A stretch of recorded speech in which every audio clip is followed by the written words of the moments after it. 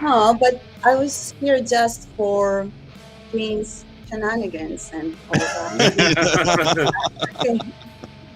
There he is. He's got horrible Wi-Fi. That Gene Boslog. It's I think it's Missouri just Wi-Fi. I think it's just the kids playing games that's killing the Wi-Fi. All the Vigi games. But as we mark 1 year of the genocidal war in Palestine, the world is beginning to recognize the brutal reality of Israel's continued bombardment and occupation of Palestinian territories. Global consciousness is shifting, with more people protesting and challenging the once unquestioned narrative of Israel as a state acting in self-defense. Yet, in the United States, the propaganda machine remains relentless, framing this conflict through a lens that supports maintaining the status quo, a lens shaped by decades of bipartisan support for Israel's aggressive policies. As war continues to be a point of consensus across the political spectrum, what does this mean for Palestinians caught in a violent cycle of occupation, bombings, and systemic oppression? What will this mean in an election year when U.S. political leaders prioritize military alliances over justice? The possibility of this war escalating into a global conflict grows ever more real, and the failure to challenge the dominant narrative only brings us closer to catastrophe. Israel's actions, its illegal settlements, the ongoing siege of Gaza, and the relentless attacks on Palestinian civilians are not simply matters of foreign policy, but integral to U.S. interests in the Middle East. American imperialism and military aid to Israel help sustain the occupation, entrenching the power dynamics that allow such violence to continue. For the Palestinians, this war represents not just a moment of acute suffering, but a continuation of decades of displacement, apartheid, and denial of their right to self determination. As we reflect on 1 year of this genocidal campaign, we must also confront the moral and political bankruptcy of a global system that allows this to happen with impunity. All right. Kuba, you were with me for far too long the other night. You probably don't want to start the show off. Pascal, what say you? The United States has provided billions in military aid to Israel, effectively underwriting its military operations and occupation. This financial and military support has emboldened Israel's expansionist policies, making the U.S. complicit in the atrocities committed against Palestinians. From a left perspective, we must challenge this narrative, recognizing that U.S. foreign policy in the region is not about democracy or peace, but about maintaining hegemony and control over a strategic region through an imperialist alliance with Israel. How do we, on the left, challenge that? Or can we even challenge that? Well, I think that one thing that's become obvious for me is that what is going on in the Middle East, particularly with Gaza and the Palestinians, is going to have a tangible effect on what's happening with the election. Because the Green Party has decided to make its vice presidential candidate Muslim intellectual Butch Ware, who has a pretty strong recognition in the Muslim American space, there's a strong possibility that large numbers of active Muslims or religious Muslims in places like Michigan, places like Florida, Chicago, and Illinois are going to support the Green Party. Those votes can make a difference between Kamala Harris winning those electoral spaces and losing. So I'm not making predictions, but what I'm saying is that I think that the Democrats assuming that they can just neglect the concern of large numbers of Palestinians and Muslims in this election over this subject matter is going to be have some definitely negative consequences. And I think that the way the Green Party has played this may end up costing this a couple of key states to the Democratic Party in this election as well. Electra, what say Yeah, you? I was about to say, if I may, I fully agree with you. And I would like to um, highlight that it's not only Muslims, Arabs, Palestinians. There are also many outraged Americans who do not culturally, identify with any of these groups. They just want to take a stance against genocide. And quite frankly, it's not only their inability, their straightforward stupidity, if you ask me, to appreciate how internal dynamics are changing. It's also the arrogance that they so unapologetically demonstrate towards their own voters, right? They're really making a very conscious effort to become the new serious Republican Party, right? Trump has Mm. taken over the Republican Party. It's a different creature. It's a populist, far right, whatever you want to call it, but it is not the Bush Republican Party anymore. So we see the Cheney's migrating in a very straightforward way Yeah. with their supporters and everybody else to the Democratic Party. And Kamala Harris, our hope for change, I'm being sarcastic here, is campaigning as we speak with Liz Cheney herself. So they're making a very deliberate choice to tell their own voting base that they can go screw themselves, quite frankly, because what 95% or I think the number is like 90 or 95% of Democrats seem to want regarding the war, the Middle East, or in general, doesn't matter at all. The uncommitted, which as that's how we met, right? We're representing this final effort to save the Democratic Party from itself. We're not even given the opportunity to speak at the convention. All kinds of corporate Republicans were celebrated as heroes that are going to bring the real America to the party, right?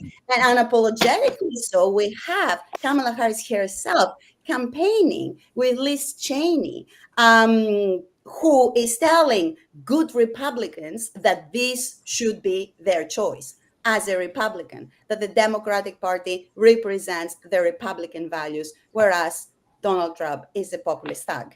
And we can all agree that Donald Trump is a populist thug. But the question that emerges here is that what are our choices, right? So we have these migration of Republicans, like serious deep state warmongering Republicans to the Democratic Party, thereby unsurprisingly so. Not only they don't want to stop the war, they profiteer from it. This is everything they stand for. And like the wild card of Donald Trump, possible Donald Trump presidency, which nobody knows what's going to happen. So I fully agree with what you said. I think it's a manifestation of arrogance, profound stupidity, and they will pay a price for it because many of their voters, including myself, traditional voting groups, are just outraged. And it's not only because of the genocide, it's just one too many for many, many traditional voting blocs at this point. My 2 cents.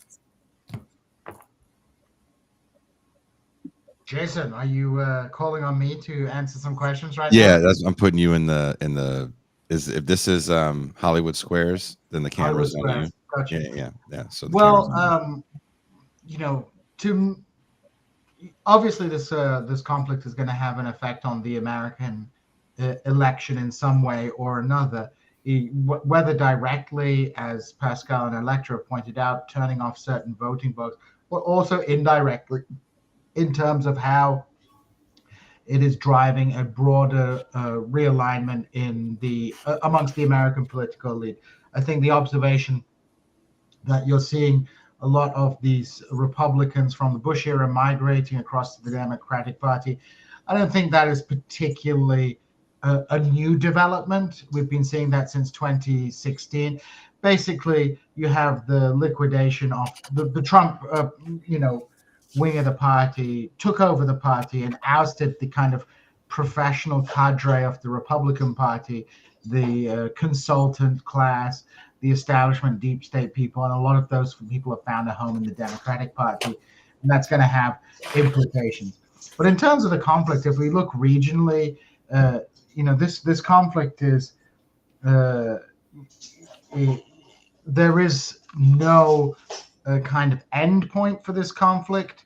for the Israelis in the sense that they've launched this war in Gaza, and now they're opening up a second front in Lebanon. They've been behaving provocatively for the last year. And,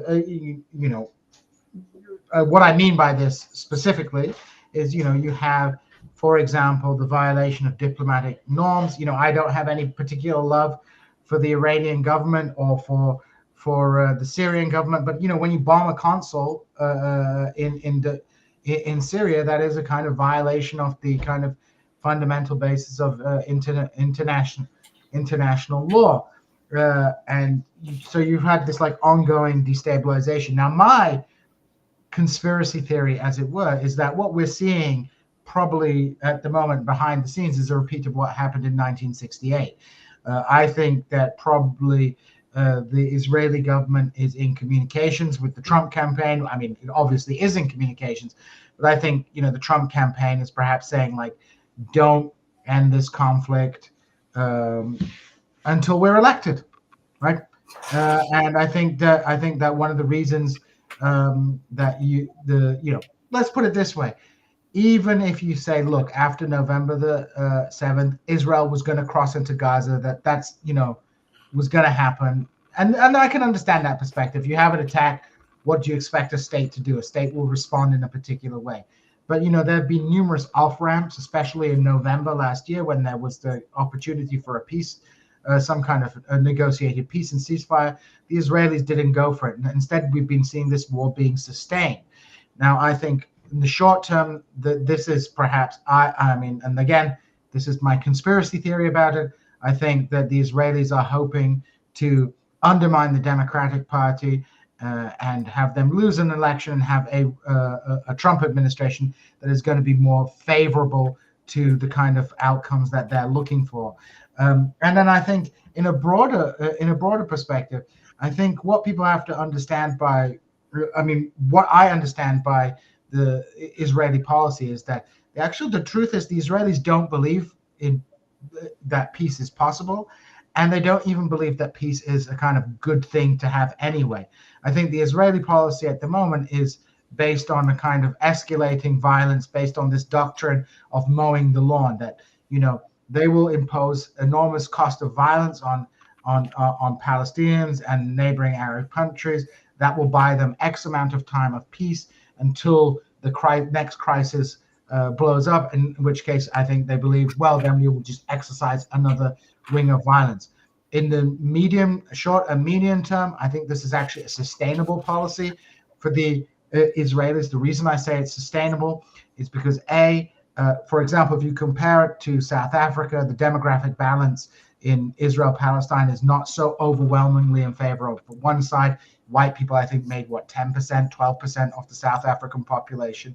And they were also, the white population was fundamentally economically dependent on black labor. The entire apartheid system was, in part driven by a desire to hyper exploit black labor in South Africa.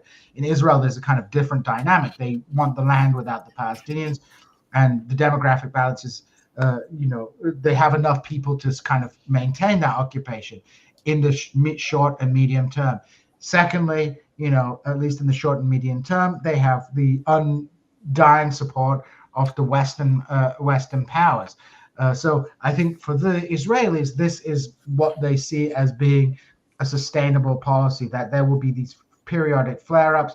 They will use an enormous amount of violence to silence them down and buy themselves a sort of period of peace. I think that's the doctrine that's going forward. Whether that's sustainable in the long term, and we were talking before the show with Electra about this, and I think she'll disagree with me on this. I don't know if that's sustainable in the long term, but I think what the long term says is there will be two ends to this. Either you will have to have some kind of democratization on that territory between the river and the sea. There'll have to be either democratization or the annihilation of enough of the Palestinian population to ensure that they are never, ever a demographic threat, quote unquote, to Jewish supremacy in that region. So I think, there are two paths where this can go. One is a genocidal path, and one is one where you'll have democratization. But I don't think there's a kind of middle road, because I think the fact that settlement in the West Bank has advanced so far, and there's so much interpenetration of those populations, and that the settler population is so influential in Israeli politics, I think the two-state solution has effectively been foreclosed. I mean, I know people would say, well, the two-state solution is not ideal. Yeah, of course, but if it could be reached and it could calm the situation down, that would be fantastic. But I think that has been foreclosed by realities on the ground, and the fact that the Israelis don't, openly say that they don't support the two-state solution anymore. Because ultimately, what I see with a lot of these mainstream media justifications for Israeli policy now, it's remarkably a pessimistic discourse.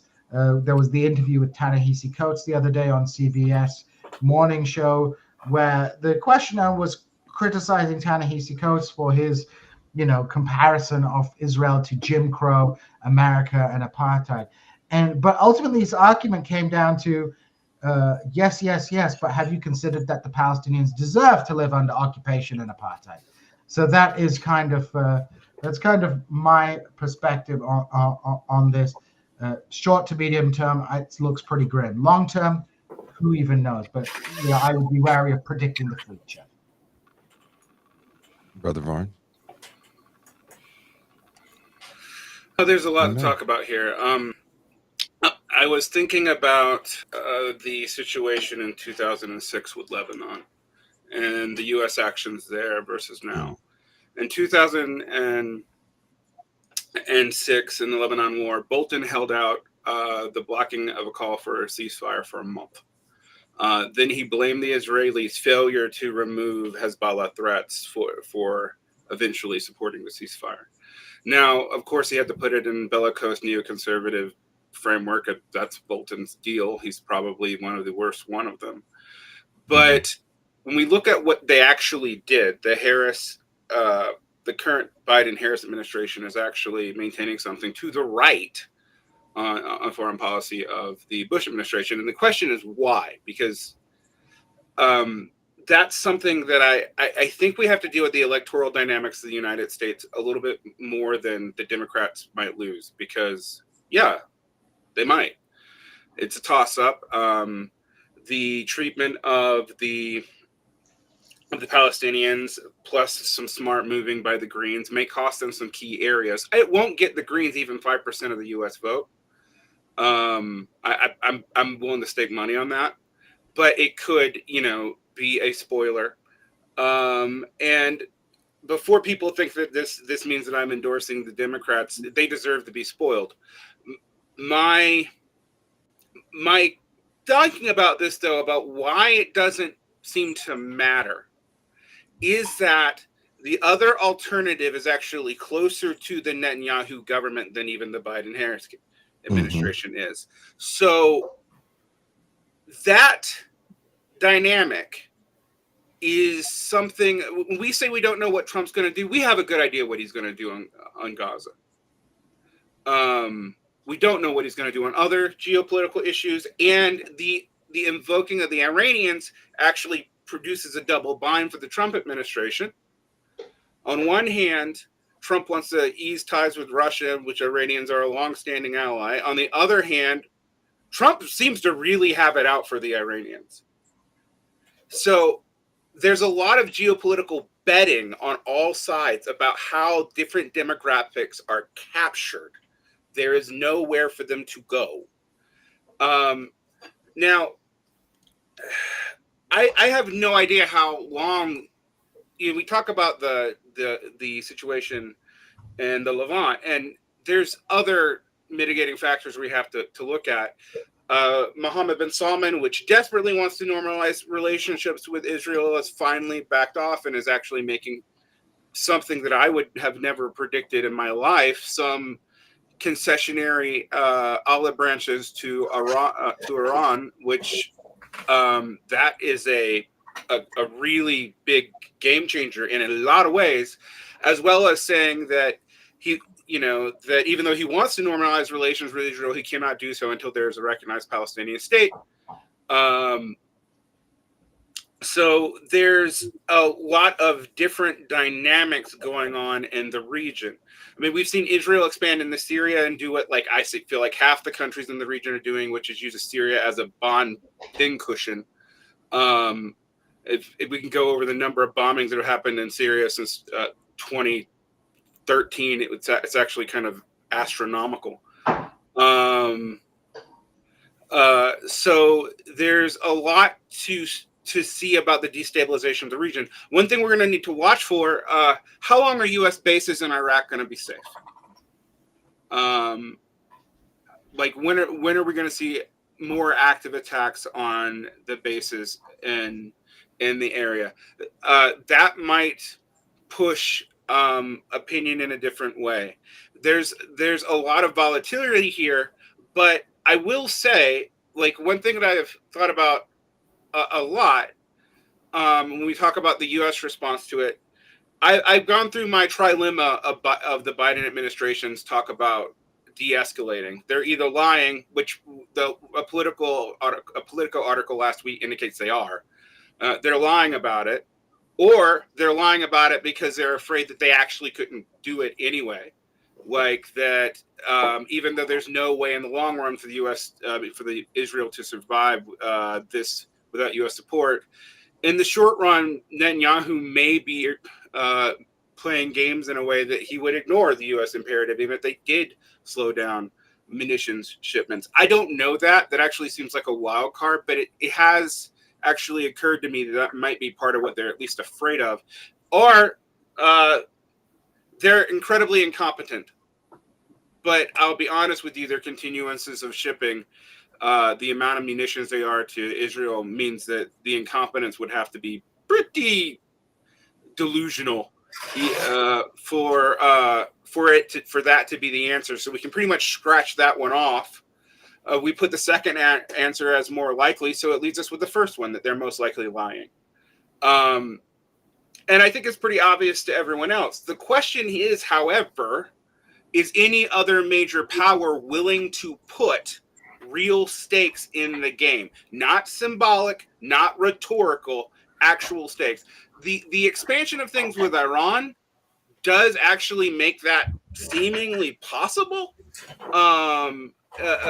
But so far, I have been surprised at how little some of the non-Western powers they've even done and doing anything more than symbolic pushbacks.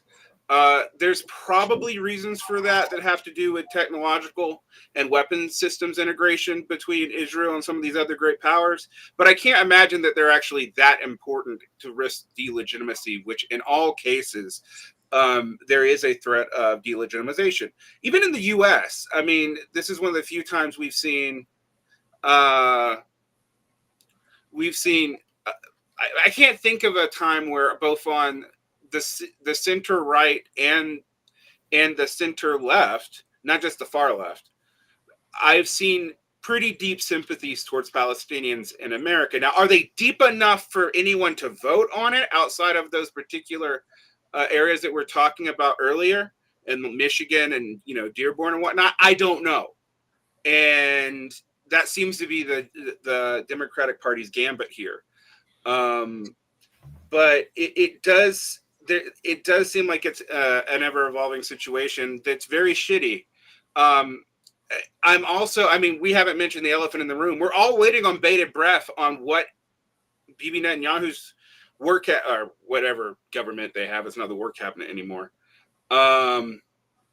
is going to do in response to the Iranian infrastructure missiles, which we know that the Iranians, at the time, I mean, people were like, oh, it's like the bombing of Dresden. I was like, oh, that's stupid. And then I looked at it and I'm like, oh, they didn't kill a single person. Like, they strategically targeted very specific areas. The Iron Dome, supposedly, they were claiming at first it took out like 50% of the missiles. It looks like they took out about 10. The Iron Dome is not designed to deal with like proper rockets. It's more like whatever rockets you can cobble up in a kitchen sink in areas that are war torn already. So what the response to that will be That's going to be a big deal. And I actually don't know the US's calculus on that. I can't entirely figure it out. So yeah. But I don't know. I mean, I normally play the role of Dr. Doom in all these talks. Although Kuba's doomier than me, so he can go next. But I feel like right now there's so many moving parts when I try to draw the lines on the chalkboard and look like a crazy person that I come to just a big fucking clusterfuck and I don't really know what's going to happen next. Speaking of clusterfucks, it's what Cuba likes to install in foreign governments before the coup. Doesn't count as a clusterfuck unless there's at least one Wookiee. What say you about all this, Cuba? We had a great conversation Wednesday night about kind of the perils of a Trump presidency and how it would look very different from his 2016 reign. So what say you about this current state of affairs in the Middle East with what we're seeing with the Biden-Harris administration opposed to what we might see with a Trump administration? Well, one thing that I would flag is that this isn't the only war that might influence the election.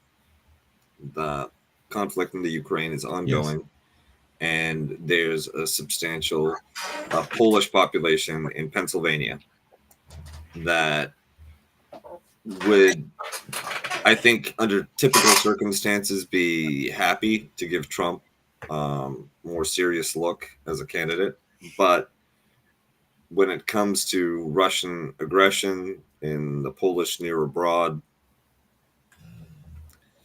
depending on how far removed they are from the initial migration from Poland, depending on how thickly they maintain a connection to the old country, they might feel the need to vote for the Democrats because Trump would be an unreliable partner for the war against Russia and Eastern Europe. It's also worth considering what like you said, the difference between a Trump and the Kamala Harris administration. It's hard to know how much more support Israel could get from the United States. The Kamala Biden policy towards the war in Gaza, arms shipments to Israel, there isn't that much room for it to be friendlier. Despite rhetoric about pushing for a ceasefire, despite attempts to try to make the United States seem like a champion for Palestinian human rights, I can't get past the fact that the pier that was built supposedly to deliver humanitarian assistance to Palestinians was then used as a staging ground for Israeli strikes into Gaza. That basically tells you all you need to know about the Biden-Harris orientation. So what would Netanyahu get from Trump that he wouldn't from a Democratic presidency? And the only difference that I see is the profound animus that Trump has, even deeper than the Democrats, towards Iran, together with his identification with the Abraham Accords and trying to strike a deal between the Gulf Arabs and Israel. It could be the revival of that type of Sunni Israeli détente is what Netanyahu is going for. Right now, there is the risk that despite every effort to the contrary, despite his entire policy being oriented around boxing in Iranian influence and limiting the reach and solidarity of Shia groups throughout the Middle East, that Mohammed bin Salman is having to find some kind of accord with Iran, which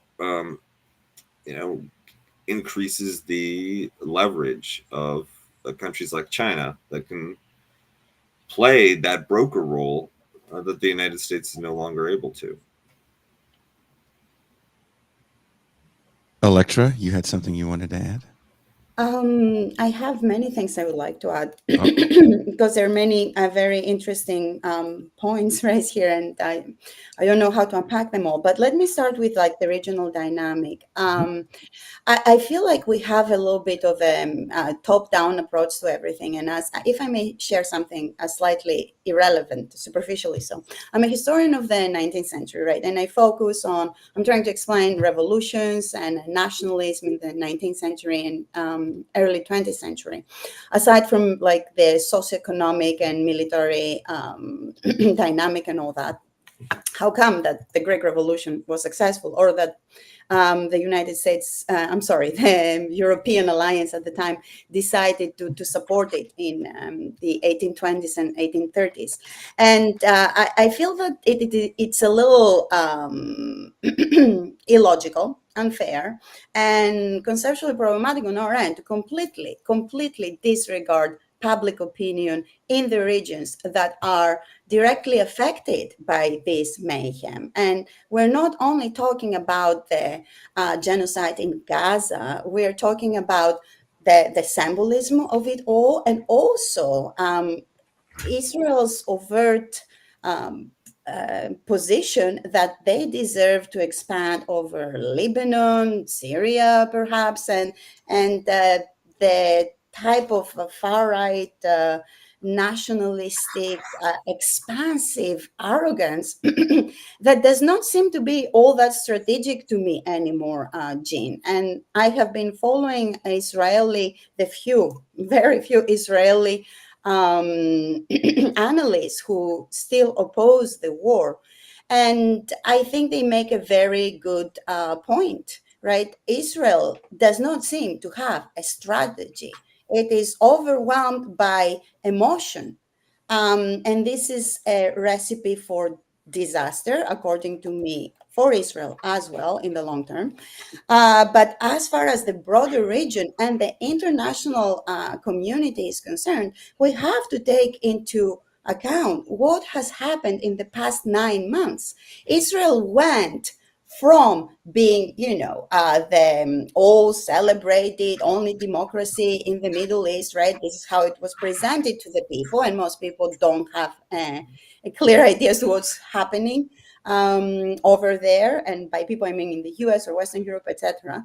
So in the past 9 months, like international opinion has turned completely everywhere in the world, included but not limited to the United States of America, right? The last pillar of Israel's standing.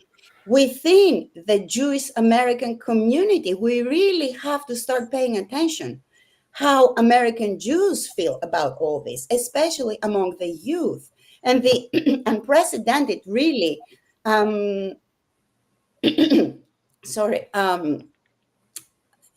gigantic changes that are happening. Most important, in the region, I don't think that these very sinister calculations, like the chess game type of approach, apply when 95% of the Arab world, the Islamic world, and everything in between are positioning themselves against the genocide and against Israel at this point.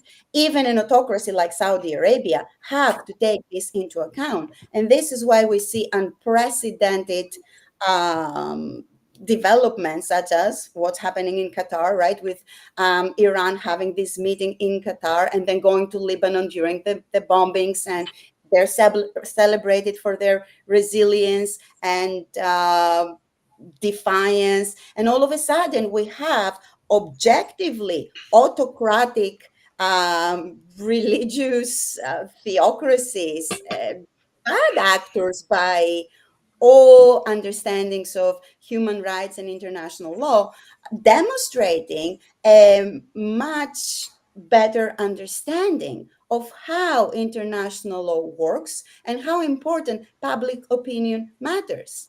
The ones that seem to be completely ignorant and lost in their own arrogance, I'm going to use the exact same term again, are US administrators and bureaucrats, or whoever is making decisions on behalf of our government right now. And back to the point of like Ukraine, of course, like what's happening in the Middle East is not the only issue regarding tumultuous international developments, but Ukraine and the Middle East are directly connected via Russia, right? So Russia and Iran are in this together, not in full harmony, clearly, but they depend on each other to a certain extent, both for Ukraine and for stopping Israel from completely annihilating everything. And I'm not saying they have the exact same stance, but their military and geostrategic interests are connected. So all of these calculations, first of all, do not take into account public opinion at all. And I think we should, because again, as a historian of the 19th century, I feel like we're talking about the Holy Alliance and the decisions that empires were making at the time. At the end of the day, even empires back in the day could not stop the devastating to them spread of nationalist ideals, and had to adjust their rhetoric in order to survive and defend their own interests. This is like a very pragmatic calculation to think about the people, right? Even if you don't really give a shit about them, you have to take them into account within an empire. And we claim to be democracies. So the international opinion and internal dynamics here in the US, I think, are extremely important from a pragmatic perspective, not due to empty emotion or idealism or anything along these lines. So the fact that regional actors back in the Middle East right now, we have Qatar, right, approaching Iran. And I feel that it's Qatar, not China yet, that is trying to emerge as this, rational actor that is going to step in and take over, given the indisputable American failures of American diplomacy, in lack of a better word. So we see Qatar approaching Iran, and Saudi Arabia, they're not there yet, clearly, but they're saying that they agree with Iran on Gaza, right? That was a statement that was released yesterday. So if we have Saudi Arabia and Iran publicly via Qatar joining forces to a limited extent, but still, and saying that Gaza is a red line for our people, and we have to take that into account, I think it'd be very myopic for us to completely dismiss these developments. Thank you. Derek Varn, you want to talk a little bit about Jewish politics domestically? Yeah, domestically, and I'll talk about the region a little bit. So domestic Jewish politics are really, really interesting in that the institutions of Jewish life are largely controlled by baby boomers who are almost universally Zionist. Something that Norman Finkelstein said, which was interpreted by some people to be borderline anti-Semitic, that I don't love the way he said it, but I think he's actually correct, that institutions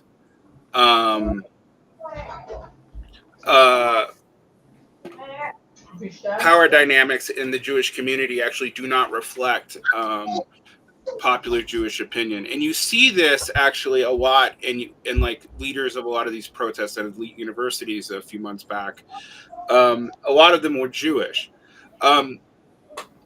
When you think about what that means to American Jewish culture, and if you're not a Heb, I don't know if you like quite get it, but Reform Judaism in America in particular has basically been its religion has been pretty much Zionism for a while. That does not mean there aren't plenty of liberal Jews in those communities. It does not mean that the that what Israel does is popular even amongst some liberal Zionists, which exist in America, although they're fewer and fewer of them, and doesn't exist in Israel anymore. And I want to talk a little bit about that too, because there's a lot of misunderstandings on the way people talk about what's going on and what ethnic groups are doing what in Israel itself. There is a belief that most of this is about Ashkenazi settlerism. And yes, that is a fundamental definition of part of what's going on in Zionism. But a lot of Bibi Netanyahu's actual most militant support are not the 20% of Israelis that have a dual passport and can leave to Europe or the United States. They are predominantly Russian or Mizrahi. And the reasons for that are complicated, but there's two. One, liberal Israelis have been largely quit being Israelis in the last decade. I don't think people have really been paying attention to the amount of self-immigration that has been happening from Israel from more liberal Israelis.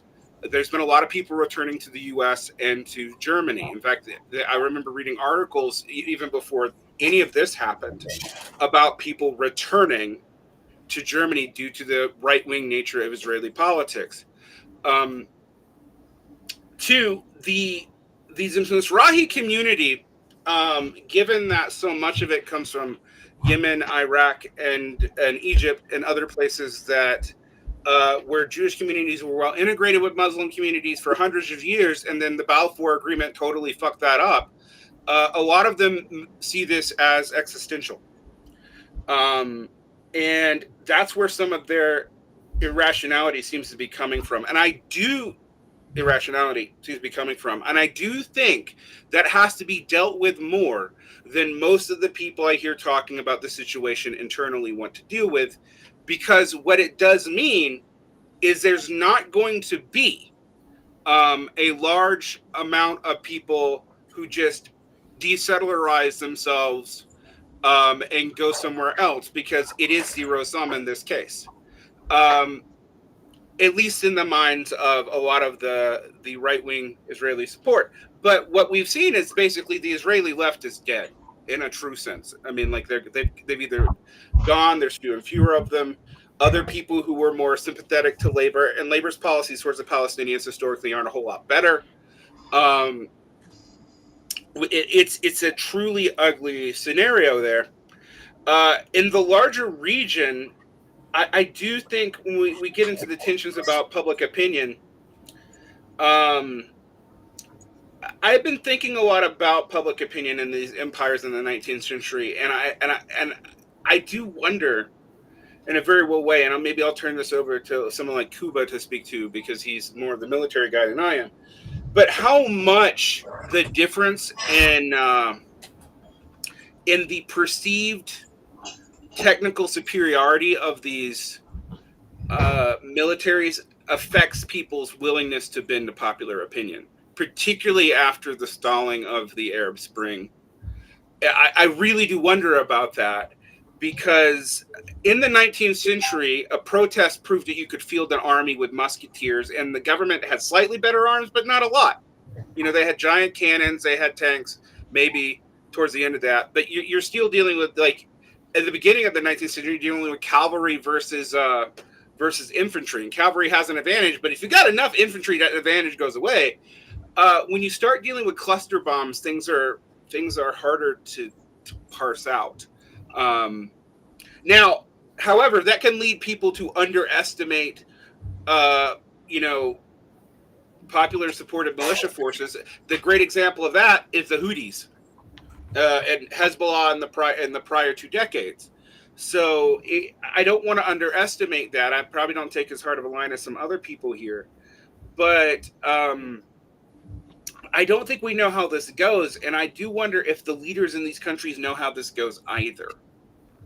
And so to me, that's a lot more of an open question. And the last thing I want to deal with is we do have to deal with the tensions between different Arab states, like the tensions between Saudi Arabia and Qatar, and Egypt and Qatar. When I would the tensions between Saudi Arabia and Turkey, like they are unified on this question, but they're not unified with each other. So their responses to this, to how to solve this question, are probably very, very different. But here, I think popular opinion probably does matter, because a lot of these states, both the Iranian and to a lesser degree the Saudi Arabian, do want, even if they may not totally need, popular legitimization. And given, for example, in Iran, uh, I mean, with the general population, what Iran does in regards to Palestine is actually probably one of the most popular things they do in regards to the way most Iranians, be they ethnic Persians or not, feel. And that's something that I think does matter for the internal legitimacy of the Islamic Republic, when economically they're kind of perpetually in a bad spot thanks to Western sanctions. I'll turn it over. I just wanted to get all those different like Just contending something to things get out. off your chest. Just to kind of move the conversation along a little bit. Despite growing global protests against Israel's actions, mainstream American media continues to push pro-Israel narratives, portraying Palestinian resistance as terrorism while ignoring the daily violence and oppression inflicted on Palestinians.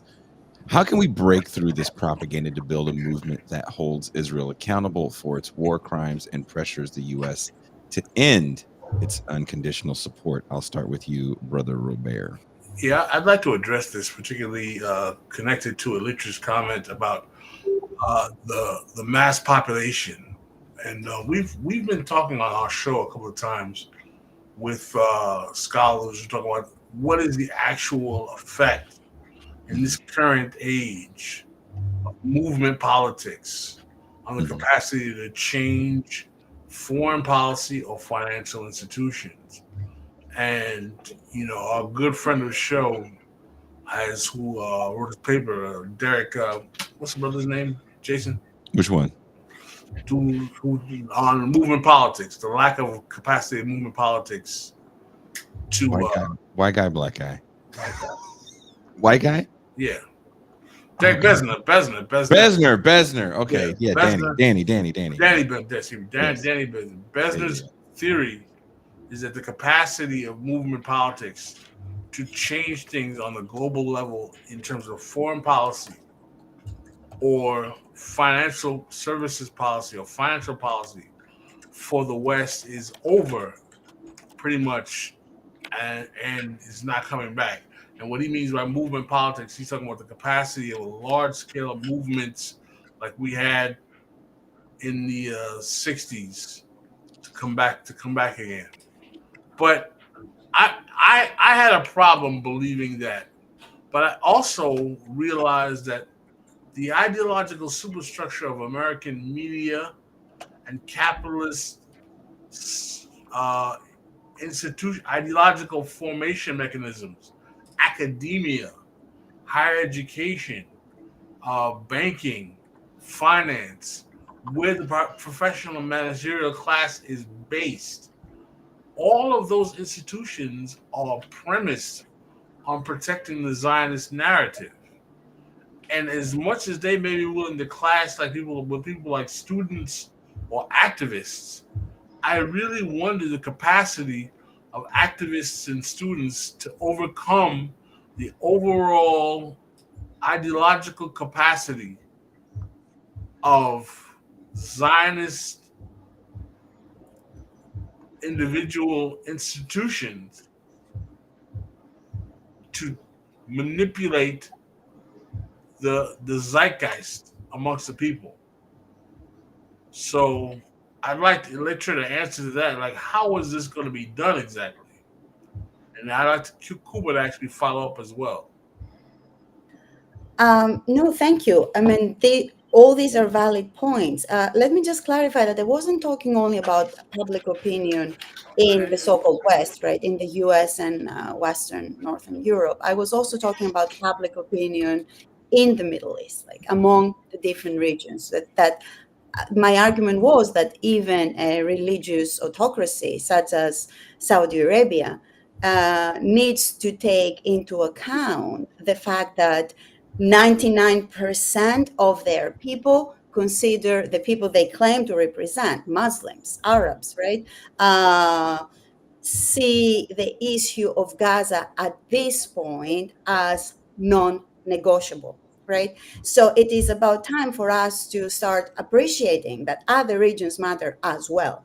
Yes, America is the global superpower. There is no doubt about our influence and how responsible and complicit we are about all this. But I was talking about the international public opinion and more specifically um, what's happening right in the broader region, and that is what's motivating um, local actors to start revisiting, not in a sincere way and not fully perhaps, but we do see some really tangible changes.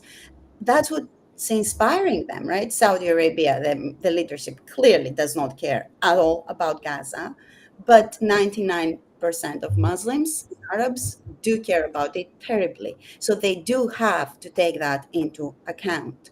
As for movements in the so-called good old West, um, that's a very complex question. I think they can transform into something different. And we do live in the 21st century. It is the age of social media. And what we do is not limited to the classroom. Poll after poll suggests that the public opinion in the US, despite the propaganda, despite the gaslighting, the constant gaslighting promoted by all mainstream media platforms, public opinion in the US is changing, because we all know somebody who is on Facebook or Twitter, on like Instagram or whatever people are using these days, posting constantly about it, because students and the youth are organizing outside of the classroom. I would argue that academia has been very, very slow to respond, if anything, to all this, right? With the exception of people who have actual expertise in these issues and are clearly overwhelmed because, among other things, it's their families that are getting slaughtered in 3 different countries. It's the academic response, because academia is part of systemic America, right? It's part of the system, it's part of the regime, has been relatively slow. Aside from platitudes about human rights and all that, we are not having any substantial discussions. And the encampments were driven by students with the participation and support of a youth movement that is definitely not controlled by or inspired by anything we do as academics. So I don't think the moment of social movements is over for the so-called West. I think it's about time for us to take a step back, right, and participate on what's now emerging as an international public opinion in collaboration with everybody else. And I'm learning from my students that this is exactly what they're doing, because they're getting their information not from me, but from their relatives, their people, the youth in these regions and across the world. Right. And then we're having a discussion about this. So it's a transformative moment for sure. I don't know if that's answering your question, but I guess what I'm trying to say is that we are becoming globalized from below more than ever before. And if movements have to have a future in the US as well, the dynamic needs to change. It won't be the US leading the world in revolution anymore. It will be the world teaching the US why other people matter, even from a pragmatic perspective. And I want to revisit my argument about the public opinion before. And Jean and I were having a conversation right before the podcast about your student who discovered he had autistic characteristics, spectrum-like characteristics, or he was on the spectrum at the age of 30. I discovered that much later, but I do have the same mental or intellectual profile. What I'm trying to say is that I'm a very rational thinker. And rationally speaking, any calculation that is not taking into account that what 90% of the population feels is important is an irrational calculation. Even if you want to govern people as an empire, you really need to convince them that this is a deal that makes sense to them, get along pretending to be a democracy in any way, right? So, from a pragmatic, very rational, and calculated perspective, not taking into account how people feel about any given issue is ridiculous. And back to the issue of military history, and like we're moving back and forth in the 19th century. Look, if you study who became a nation state and who didn't after the collapse of the Ottoman Empire, for instance, which is what I specialize in, it had absolutely nothing to do with their military capacity.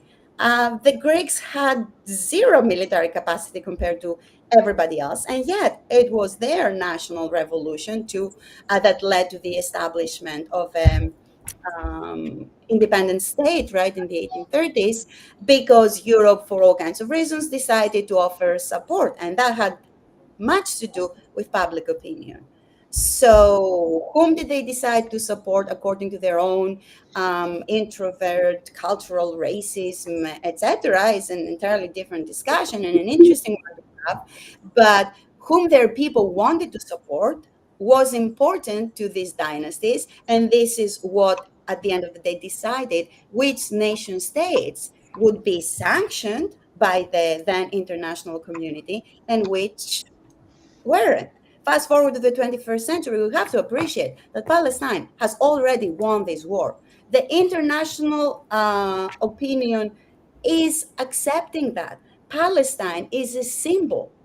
They have won the war of messages, they have won the war of symbolism. Many communities connect their struggle, their colonization, their resistance against colonization, internal semi-colonization, external colonization, whatever you want to call it, segregation, discrimination against, to the Palestinian issue.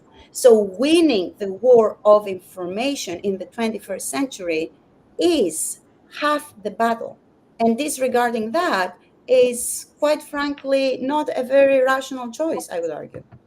Um, I hope that answers somewhat the question. Kuba, did you want to? Yes, I think that we don't need to be theoretical about this. We have the data. People have done the empirical research, and I was looking it up right now. The study, I think, is Gillen's page, and it demonstrated that when it comes to congressional voting preferences, the expressed interests of a representative's electors, right, their district, the people who voted for them, has absolutely no role in determining their vote on policies put to Congress. The thing that does influence voting patterns is the preferences of donors and of interest groups, but of the general public, it's not even noise. And similarly, when it comes to public opinion within the Middle East, you say that Saudis agreeing 99% that Gaza is unacceptable to them. That's not news. The Saudi population, the population of Muslim majority countries throughout the Middle East, has always been heavily, heavily anti-Zionist, heavily, heavily anti-Israeli, very, very much in solidarity with the Palestinian people. This is not a change. This is not a development. The reason that Saudi Arabia took the meeting with Iran is because it absolutely had to. And that is the minimum they had to do. They've done it. They're not going to do any more. There's also some other problems with looking to public opinion in the Middle East as being some kind of prompt towards progressive resolution of the current conflict in Palestine, which is traditionally when there has been a great ferment in countries like Saudi Arabia for resistance against especially non-Muslim powers in the region. Well, that outlet, the outlet for that sentiment, has been support for groups like the Taliban, Al Qaeda, ISIS, as much as it has been participation in mass politics. And one serious complication to any kind of unified pressure on Israel from the neighboring Arab Muslim countries is the fact that they're divided over questions like the extent to which they tolerate tolerate the Muslim Brotherhood as an international political movement, the sides that they take in conflicts such as in Syria, in Lebanon, in Libya, in Yemen. Um, so there's, in some ways, the invasion of Gaza and Lebanon is another front in the struggle between Sunni powers and the Iranian-backed so-called axis of resistance. Right, the Houthis that are successfully blocking access to the Suez Canal by powers hostile to Palestine, Hamas. Um, they are very closely aligned with Iran, and in the very same area, right? In Qatar, Iran and Saudi Arabia talk. In Yemen, their proxies kill each other. So the situation is quite complicated. And I think that governments across the world have all kinds of tried and true techniques that are designed to diffuse and mitigate the influence of public opinion on their policies. And when it comes to winning the symbolic war, well, I would put the Palestinian trophy next to the Dalai Lama's, next to Rojava's Resistance Award, right? You may have the sympathy of the world, you may be a symbol for resistance to repression. Think about the movement against the junta in Myanmar. You may absolutely have the moral high ground recognized by everybody, but that by itself can just lead to a very sympathetic post-mortem rather than to any tangible improvement in your fate. Jean Bajlan, in the dark. Well, I think Electra wanted to respond, so I will yield my time to her and go after her. I shall yield my time to Electra. You're such a gentleman. Yeah, I have a lot to say. First of all, I was trying to participate in the chat because I'm reading the comments here, and like, Oh, don't look, do that. Joel, Don't if you do know, that. Don't okay. look into the abyss, Electra. You look Oh, into no, the not abyss. looking to the abyss. If you want to have like a conversation, people, about Ottoman history, given that that's what I do professionally, let's have it, right? Because we cannot just throw around, our opinion based on what we have learned in high school or even taking a master class about, the Ottoman Empire and have a discussion. I mean, I know what you're arguing there on the chat is like factually not how we approach Ottoman history these days, at least on an academic campus. So it is a much more complex situation. And you're arguing for reason what I say does not make sense. How so? Can you explain why the independent nation state was created in the 1830s? Why the Arabs were denied any self-determination, if not by reference to how public opinion in Europe and the US felt towards Greek nationalism and later on nationalism in Southeast Europe, etc., right? So the war of information is extremely important. And if you actually study Ottoman history, I mean, the Greeks stood zero chances against the Ottoman army, declined or not. They were completely slaughtered. They were destroyed. Actually, it was the fact that they were slaughtered by the Ottomans that won them independence, because it caused such outcry in Europe that it couldn't be contained anymore. Although almost all empires at the time would absolutely like to do so. Not because they liked the Ottomans, but because the Ottomans were part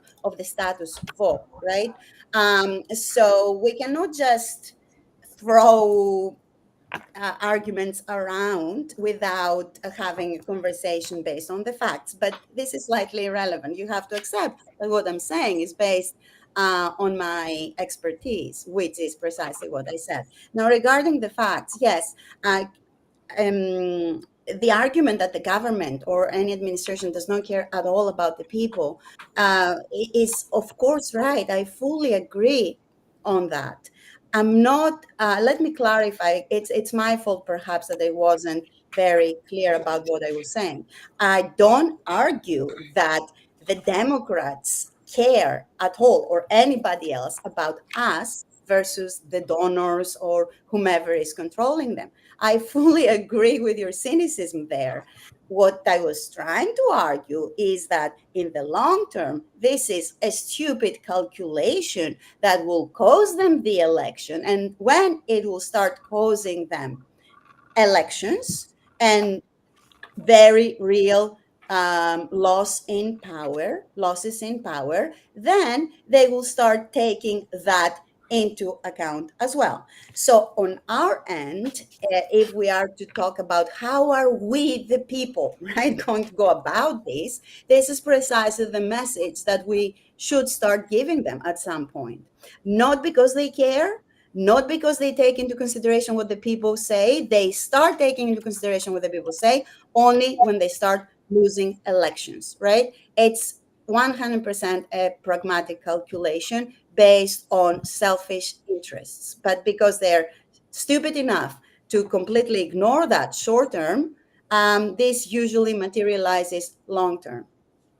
Is what I was trying to say. And I see many interesting comments there on the chat that I was trying to respond to.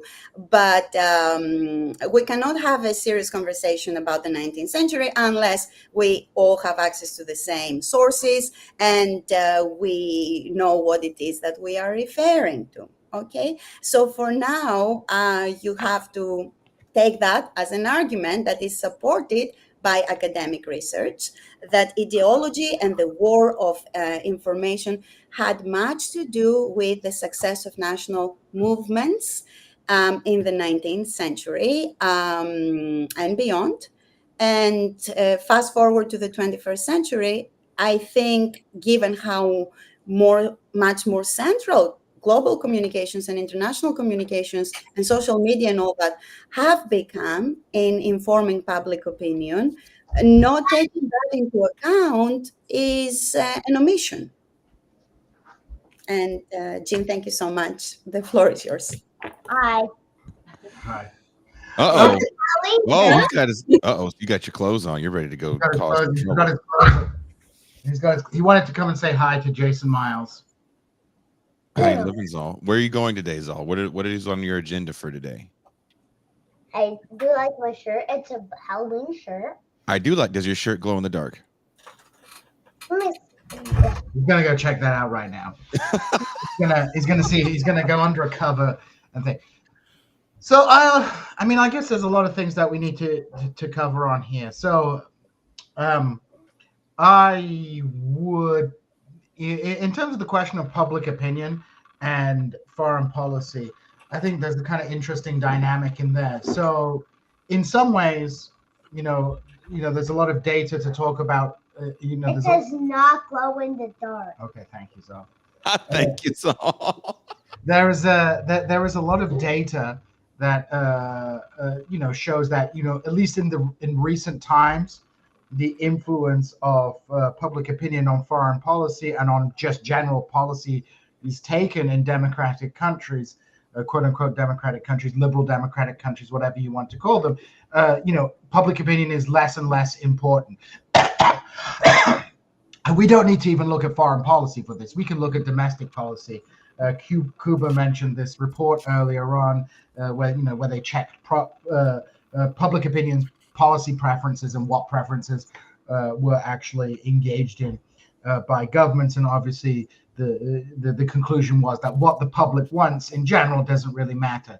And I think that doubly counts increasingly for foreign policy as well.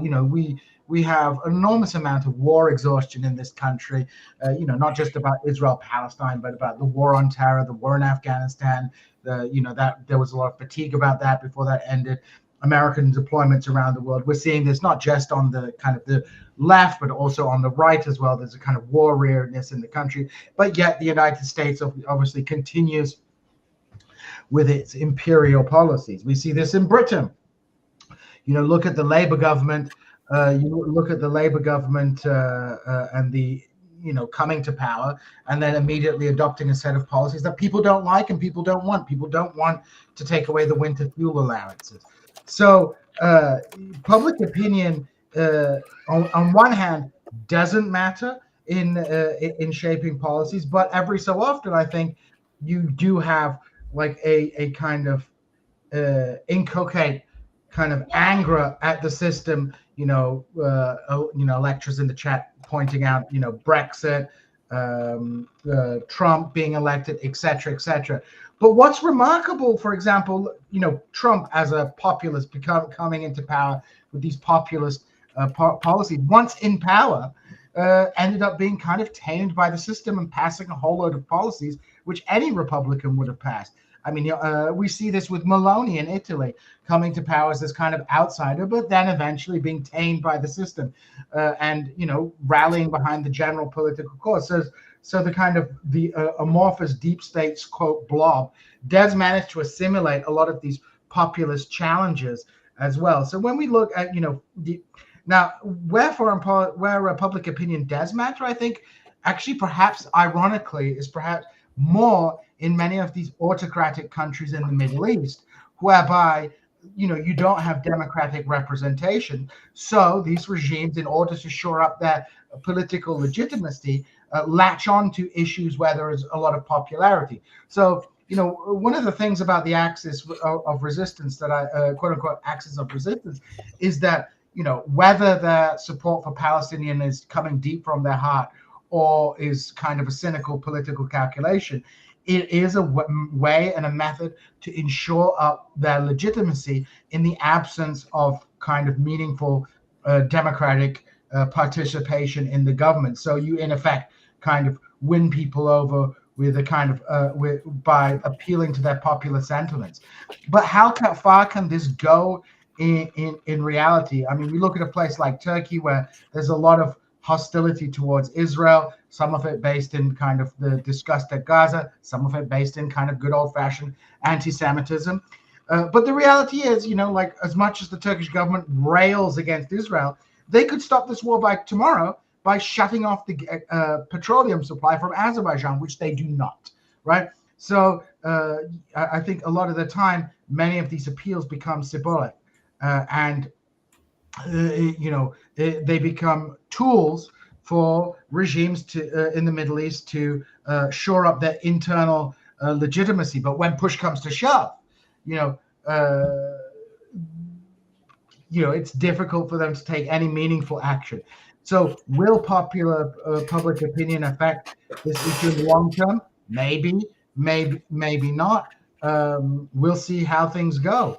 But I think there is I think it is concerning, and I think this is perhaps my pessimism. I think Electra is perhaps more optimistic than me, but I think, with the surveillance technology, with, the kind of current political structure, protest and public opinion, and Vaughan mentions that in the 19th century, if you had like a mass demonstration, that presented a real concrete threat to the status quo, because that meant you could perhaps raise the military.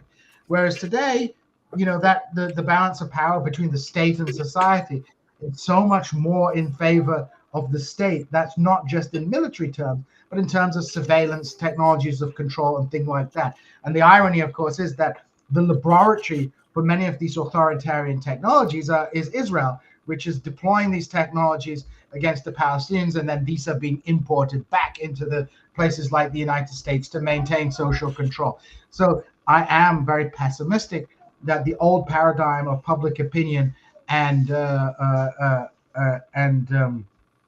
popular protest, its ability to change the orientation of things is limited. And even when it's successful, as in the case of Sri Lanka or in the Arab Spring, where they did overthrow regimes, very quickly you see a kind of return to the old order because there is no programmatic kind of there's no program or movement that can seize power and offer a positive vision of the future, only a negative vision.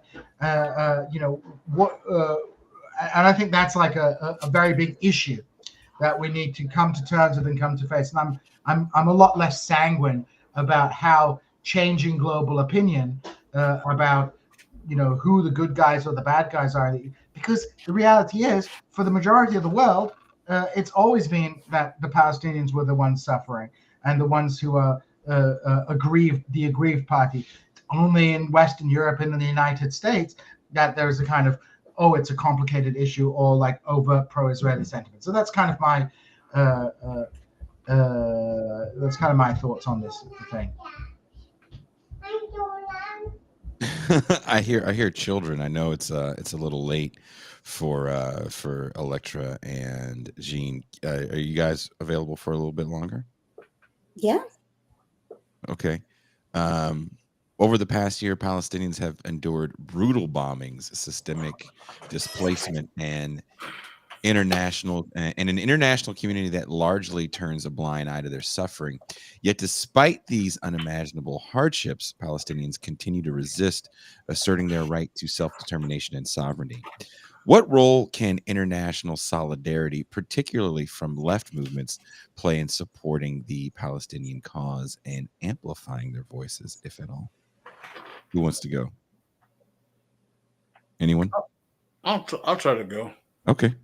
I think that as much as I may have sounded cynical earlier with my position on the rise of popular opinion on this issue, one thing is undeniable: the natural assumption in the veracity of Zionism is up to grabs in the United States and the West for the first time in my adult life.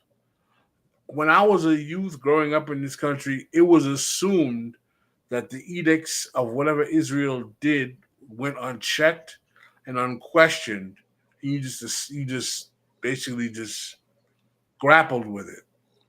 But now to have whole movements, particularly of younger people, academics at universities, media personalities, question the legitimacy of not only what Israel is doing, but question the legitimacy of Zionism itself, to me, is something that should cause us to realize that there is something to be said for global solidarity against the oppression of the Palestinian people at this time.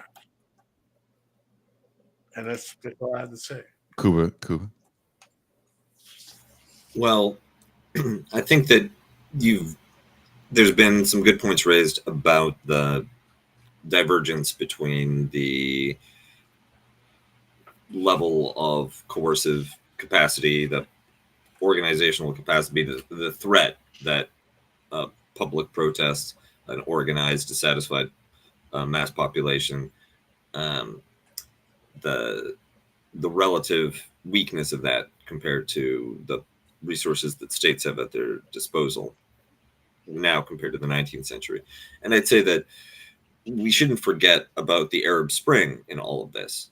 There was a recent outpouring of public resentment, aggression, opposition to entrenched and established regimes throughout the Middle East that toppled many governments that had long-standing and deeply rooted authoritarian systems in places like Yemen, Egypt, Libya, of course.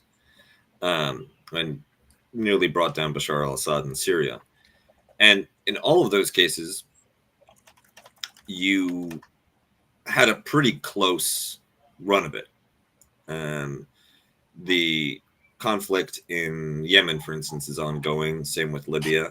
In those places, the popular movements morphed into militia groups and were effective in challenging the state.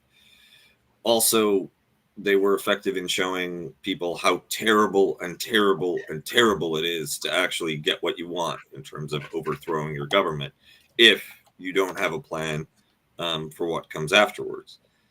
I think that also for the governments that survived the Arab Spring, it was a massive learning opportunity and a great motivator for the evolution of techniques for co-optation, for control, for more sophisticated means of managing public dissatisfaction and public opinion than just repression, just ignoring it. And I think that Electra is absolutely right about the need for governments to address the reality of public opinion, but the techniques that are at their disposal aren't limited to trying to address public grievances. It's much more effective, actually, to canalize them against enemies that you already have and kind of jujitsu the anger and resentment of your population to weaponize it against the groups that you're already going after. So I think that we should recall that all of this is happening in a very uncertain information environment. The information war that Electra was alluding to is in a lot of ways ongoing.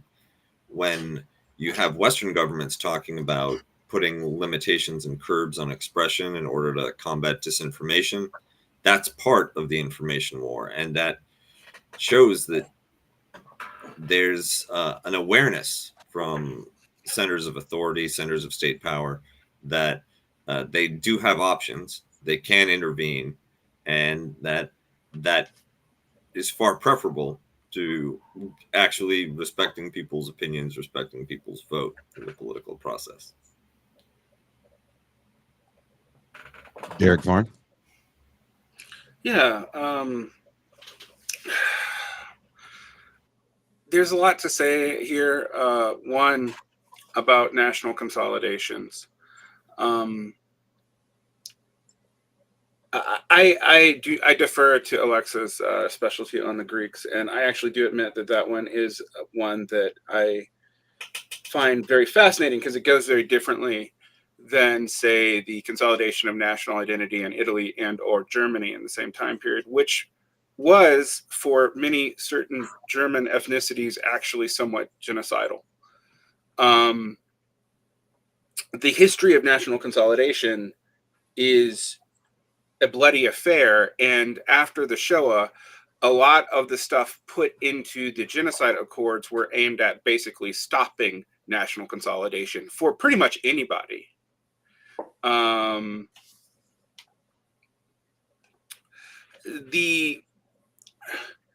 I think we often miss the expansion of the definition of genocide in the UN resolutions, which almost all nations on Earth are guilty of when you consider also cultural erasure as part of that definition. Which is not to say that what's happening in Israel is not almost uniquely. We haven't seen this kind of thing since World War II. The situation that is most analogous in the percentage of the population dead in Gaza and the West Bank is what the Germans did to Belarus in World War II. Now, we haven't seen anything like that in terms of war that has World War II style population decimation.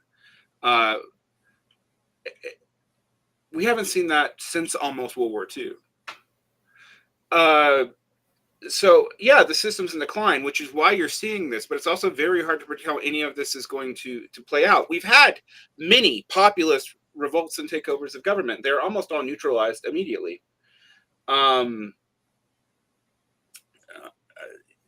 Either by international pressure, because we are still in an international system, or by not fully dealing with their internal contradictory bureaucratic elements, like in Egypt, which I lived through the consolidation of the return to the norms. So that's something I can speak a lot about. The people who think World War III is around the corner have to also start dealing with the fact that that means you will not survive. Unless you take the most optimistic purview of how that plays out, most of the peoples on Earth will be at very, very low population sizes if you have a nuclear war. And the idea that you won't eventually in a world war, if you see this expanding to that, seems to me to be mathematically illiterate.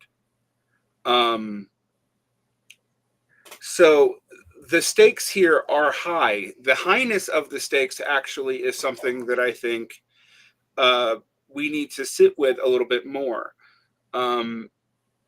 because I don't see how. I'm going to be actually quite frank. Without the change of positions in Israel, and a willingness to work with Palestinians, that you don't have a wider war. And I don't see how that wider war does not tie up great powers in direct opposition to each other, all of whom are nuclear armed. And the game theoretic calculus on multipolarity, which is the system we objectively live in already, tends towards violence. How big the violence is a debate within international relations specialists.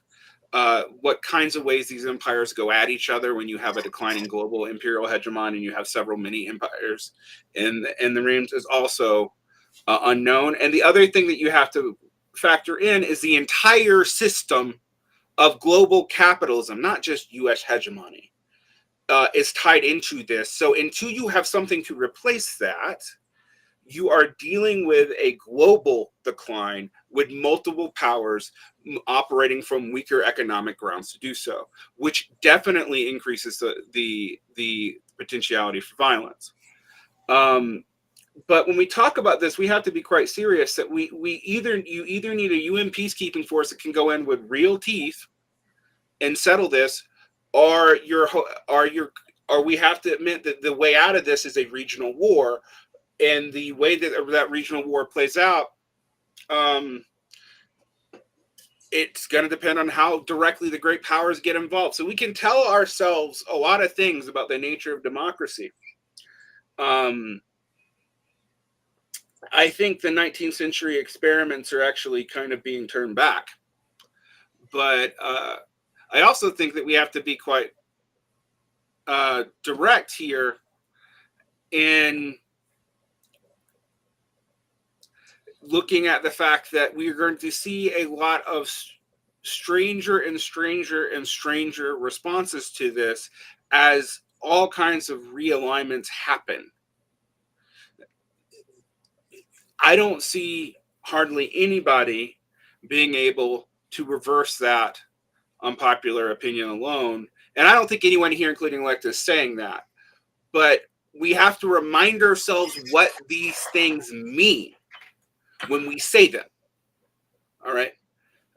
There were democratic off-ramps at various times, but I don't know that there is one right now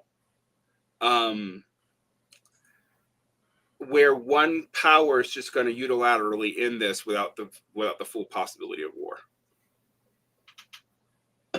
Electra? You're muted. You're muted. Electra, you're muted. Yeah, I said, given that I'm the only woman on the panel here, I feel like I have to speak a little bit more to have some gender equality quota satisfied. I'm trying to be sarcastic about like a very devastating topic. And look, all of you raise wonderful points, right? That I fully agree on the essence of it. I guess my analysis was a little bit confusing, perhaps, because I'm not talking about what's going to happen this month or next month or even next year. It's more of a long-term or macro analysis type of approach. That the bottom line is that this is a system in decline. The post World War II or the post Cold War order is like collapsing, and absolutely, I couldn't agree more. Nobody really knows what's going to happen, but the fact that the very survival of the UN, the United Nations, may depend on the issue of Gaza, of Palestine, is huge. And I do not take that lightly. No, I fully agree with you that we cannot be callous about what's happening, because if everything goes wrong and we are indeed marching towards a full scale war, this is going to be a war that involves nuclear weapons, right? Whether we call it World War III or even another escalation of regional dynamics and different actors becoming involved in everything. Even an accident would suffice for like a catastrophe to happen. So everything I was saying before is not a solution for what's happening right now. Let me clarify that.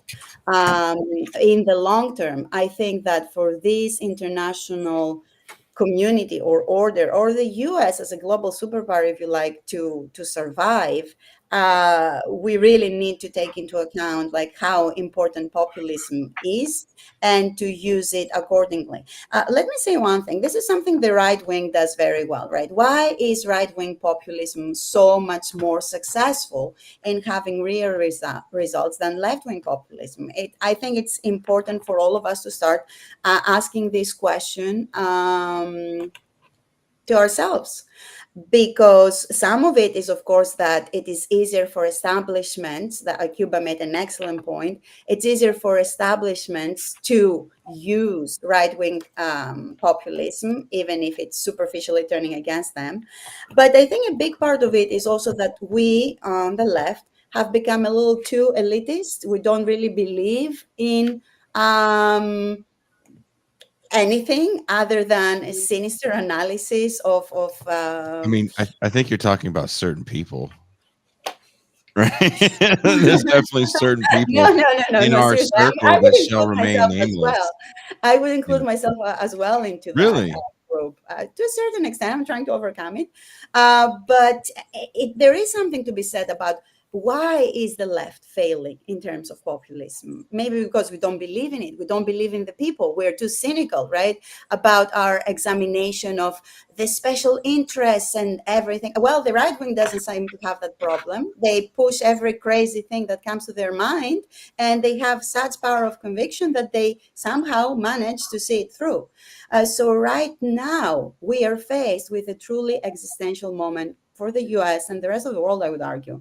And not necessarily because it's the only plausible scenario, but the fact that the total war is becoming a plausible scenario is devastating. I fully agree with that. We have to understand what the stakes are. And when we have UN, systemic, corrupt bureaucrats saying in every way that they can that the future of the international order depends on Palestine right now, we can't fail there. If we fail there, we fail everywhere. And look, I'm no supporter or fan of American imperialism. I do hope that at least as much is abundantly clear. But if the US continues to manifest such a scary um, such scary incompetence, right, and impotence, and forget about real feelings and empathy and humanity and all that. Just out of a pragmatic calculation of how high the stakes are, if the US continues to prove that our decline as a global superpower is irreversible, it's going to be mayhem, right? So for now, this disgusting international order and the rule of law is all we have for now. So if we do not defend that somehow, if we do not take it into account, and if we do not try to reestablish, we're not talking about a revolution, some type of a balance that is not pushing all of us collectively towards disaster, I don't know, like things are going to be bad. This is not a sustainable situation. This is the only thing I guess I disagree with Eugene truly on, that this is not business as usual. The scale of it all is just unprecedented. Um, yeah, that's it, I guess. Thank you. Gene, did you want to respond to that, or? I mean, I want to ask Electro, what do you mean when you say the scale is unprecedented? I mean, we've I mean, seen. Go ahead. the scale of atrocity, I mean, again, as mentioned before, we haven't seen such not. violence and such cruelty It's not. published on social media. I'm sorry, it's the first genocide that's broadcasted on social media, first I of mean, all. wait. Let me just respond to that, because we have we have seen these levels of atrocities in the last 10 years. I've been sitting here watching the Syrian civil war and the barbarism of the Syrian civil war.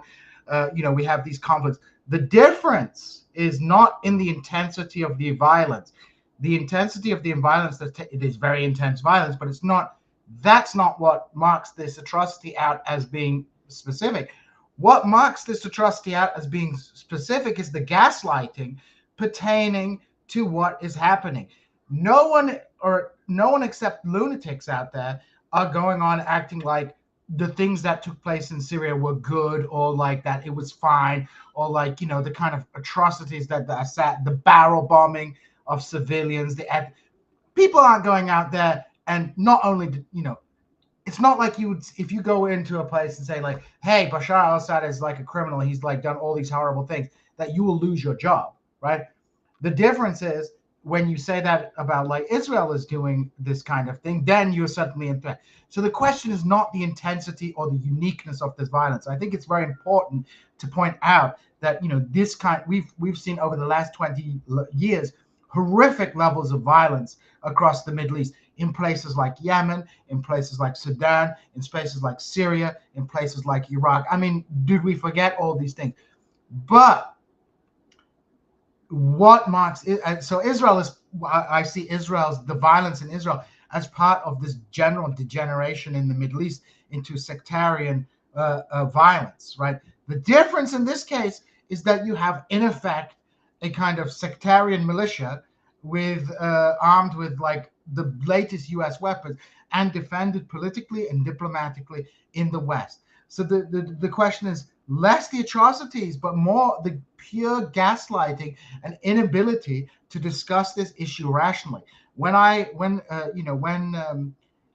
hear people, the Zionist defense will be like, well, Israel is scrutinized and critiqued in a way that other countries are in the Middle East.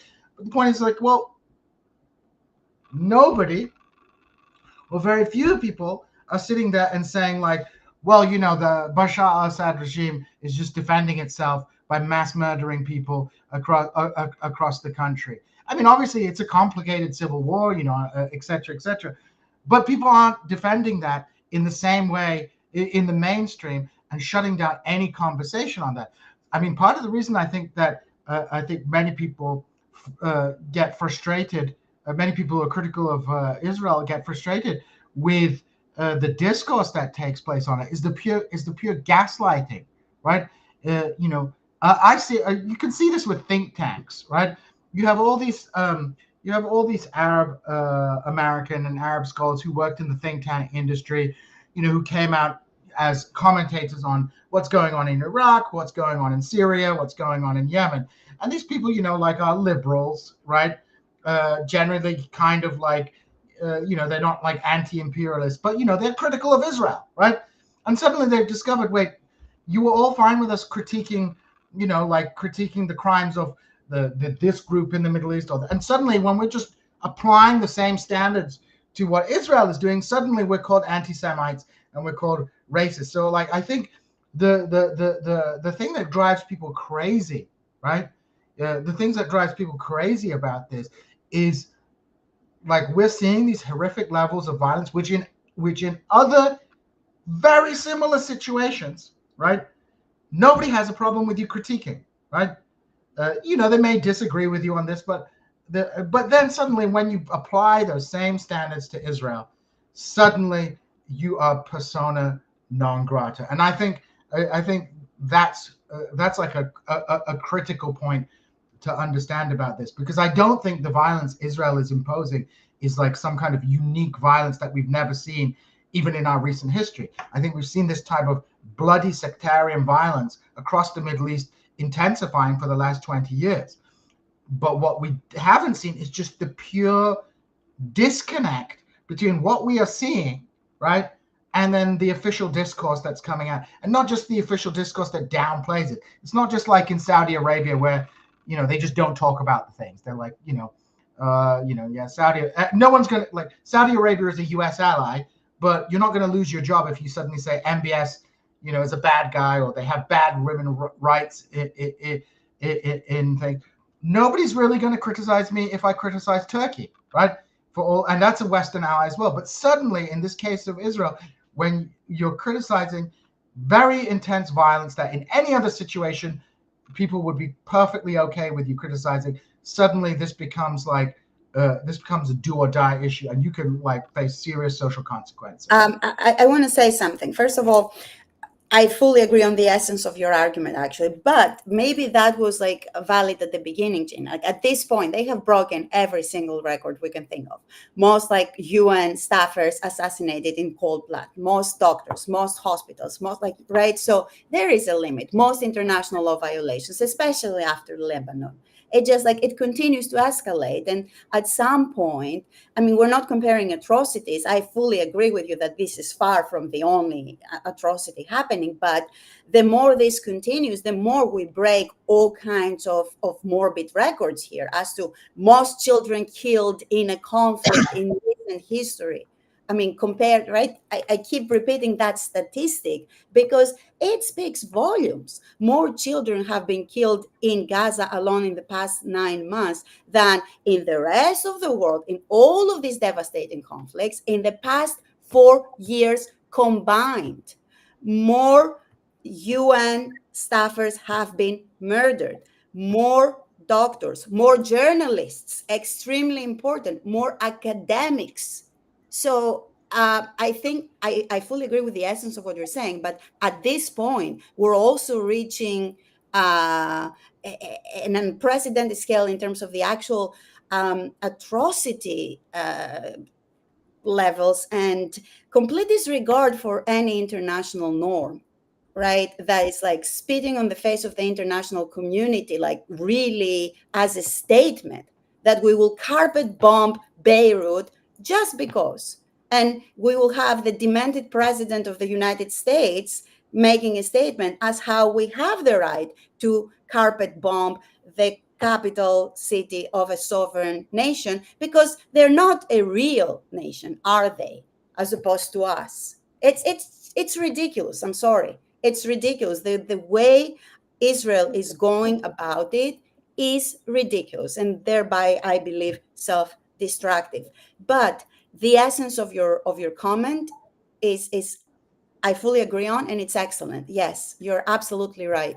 It is the gaslighting, it is the double standards, it's the fact that I don't care, for instance, what a big war criminal Putin is. He is a gigantic war criminal, but I'm also not Russian, right? I'm American. So I do have a problem with how my money is spent, with the genocide I finance, and what my government does. I do have a problem with all of these things, but I mostly have a problem with the genocide I personally, as an American citizen, become complicit in as we speak because of the failures of my own government to represent me personally in any decent way before pointing the finger to all the other warlords and autocrats and war criminals, etc., right? So obviously this is personal for us. This is 100% something that we should own. And the gaslighting is just, as you said, Turkey, right? It's the country with the biggest number of journalists in prison, I believe.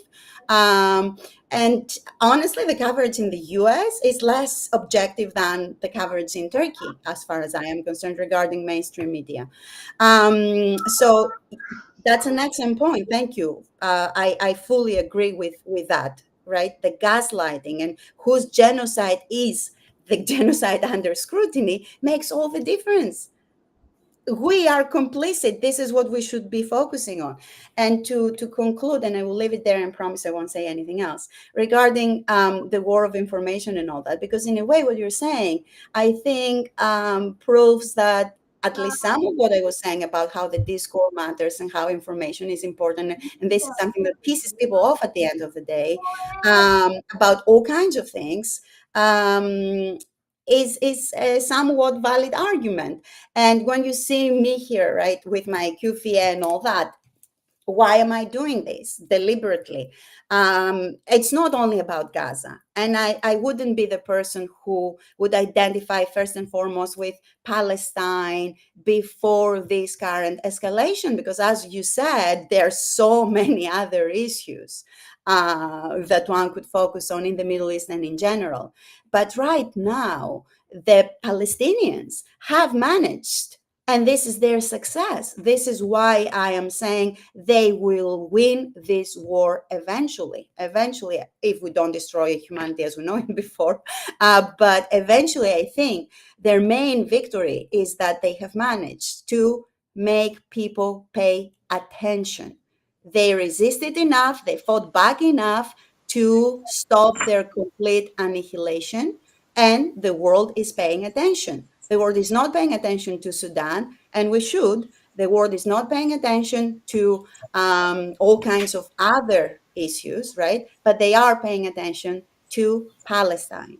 So they played this or really fought about their own independence in a way that proves, in my words, literacy. They do understand, according to me, what the 21st century is all about. No, it's not a return to the 19th century. It's an entirely different type of geopolitics and ideologies we're talking about, but they prove that they have literacy as to how to force people to pay attention to them. And that's not a small thing.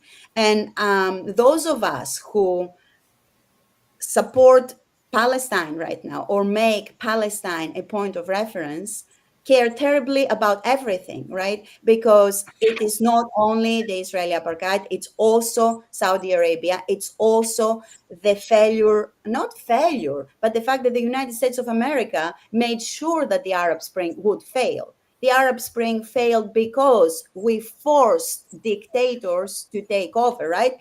We were not the only factor, but we directly interfered with what was going on in these regions after the revolutions. God forbid the people of the Middle East figure it out by themselves. Let's make sure we keep them under our understanding of what order is. Let's establish a new dictator in Egypt. Let's establish, our own people everywhere. And this is precisely the problem. This is the tip of the iceberg, but this is what people see. And this is precisely the victory of Gaza. Because if you question the Israeli apartheid, then you question the whole balance of terror we have established over the whole Middle East, at times in collaboration and at times in conflict with regional warlords, autocrats, criminals, and everything in between. So I just want to add a couple of things. One, in order to defend the establishment international order, I would point out that surprisingly, the International Criminal Court has come out looking very responsible and even-handed in all this. The South African case was taken up and was adjudicated responsibly and fairly. And I think that that's part of what you're saying about a shift in the global consensus. And outside of the West, you have a very strong international recognition that whatever the particular pragmatic geopolitics of siding with Israel or with the has axis of resistance, the forces fighting Israel, the sympathy of the majority of the world population, especially in the global South, is with Palestine. That's colored a little by local relations with Muslim communities, but by and large, it's very difficult to find any country, any major leaders outside of the global West that will give Israel diplomatic cover for anything it's doing. The friendliest thing you can do is just change the subject, but it's hard to go on record being like Israel has a right to defend itself and not be laughed out of the room. But on the other side, there is a risk when you let a region like the Middle East sort of let organic forces reconfigure the borders, reconfigure the security situation, solve regional problems themselves. Because one of the great political startups following the Arab Spring was ISIS. And those guys, they had an incredible run before they got shut down. But I would argue that that wasn't necessarily a wonderful development for the region. And one of the worst effects of all of this duplicity on the part of the United States, first and foremost, the double standards in support of Israel, the gaslighting, the fact that the United States has gone so far in supporting Israel that it has had to shred parts of the very international rules-based system that it was supposed to be the creator, founder, and protector of, right? It's all about human rights and the rules-based system, the international community and international law. When Ukraine or the People's Republic, when it's about Ukraine and Russian aggression, or Taiwan and the 9-dash line, or the PRC, but as soon as we touch on Israel, all of that goes out the window.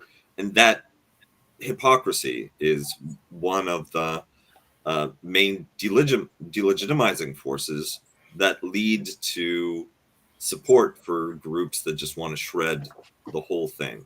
And unfortunately, I think we're in a situation where there's no obvious good guy. Like, even if the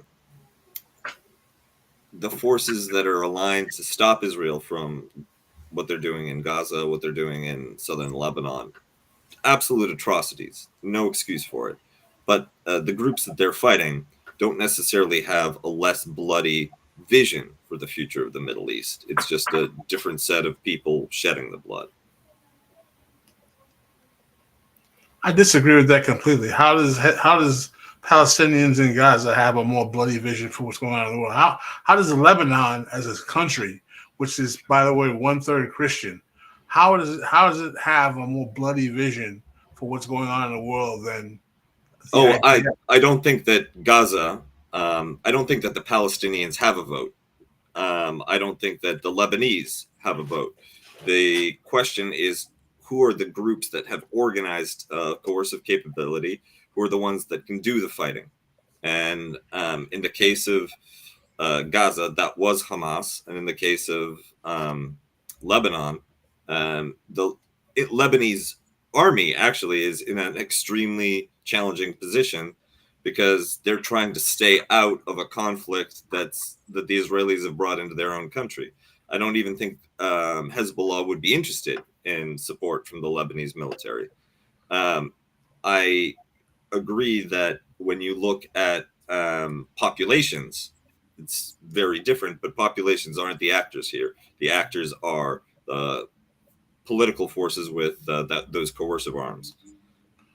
Yeah, but these are guerrilla forces that are reflexive in nature, that act in reaction to the oppressive powers of Israel in their proximity. They are not nation states. They are not. They are not long-term strategic in terms of building infrastructure within the capacity to ideologically dictate the policies of large areas. Now you could I mean, I argue. disagree with that. I mean, you The could argue whole it. concept of the axis of resistance is about building up Who that created type of. who created that terminology comes out of the West. That terminology comes out of Iran. Axis of resistance. Yes, absolutely. Well, okay. The con. Well, if it's an axis of resistance, what is it resisting? It's legitimately resisting the powers of the West that have been antagonizing it since the revolution. You can have a very legitimate cause that nonetheless ends in a million innocent people dead, and that's and I think that with Hezbollah and Hamas, we've seen what Hamas does when they have a chance, and I don't feel the need to dwell on it, but the trigger for this event, for the Israeli incursion into Gaza, all of the conflict and all the bloodshed, was a heinous crime committed by Hamas. The and I'm very sympathetic to the argument that peace and pacifism have gotten the Palestinians nowhere, but we're looking at the difference between one brutal, violent force and another. To compare the capacity to do damage of Hamas to the IDF in the state of Israel and its military capacity, which has nuclear weapons, by the way, is absolutely so you're offended by my moral equivalency. Yeah, it's ridiculous. It's ironic hearing that because I'm used to hearing that from defenders of Israel, that how dare you imply that there's anything similar between these two groups. But frankly, I see the IDF and I see ideological ethno-militias. And that was Gene's whole point earlier, that understanding the IDF as a Middle Eastern ethno-militia, just one which is hyper capable because of its relationship with the West, helps make sense of the multi-sided dynamic. My goal here is not to play, the marketing agent for either Hamas or Hezbollah. That's not my point. My point is that these organizations, these forces, do not come about in a vacuum.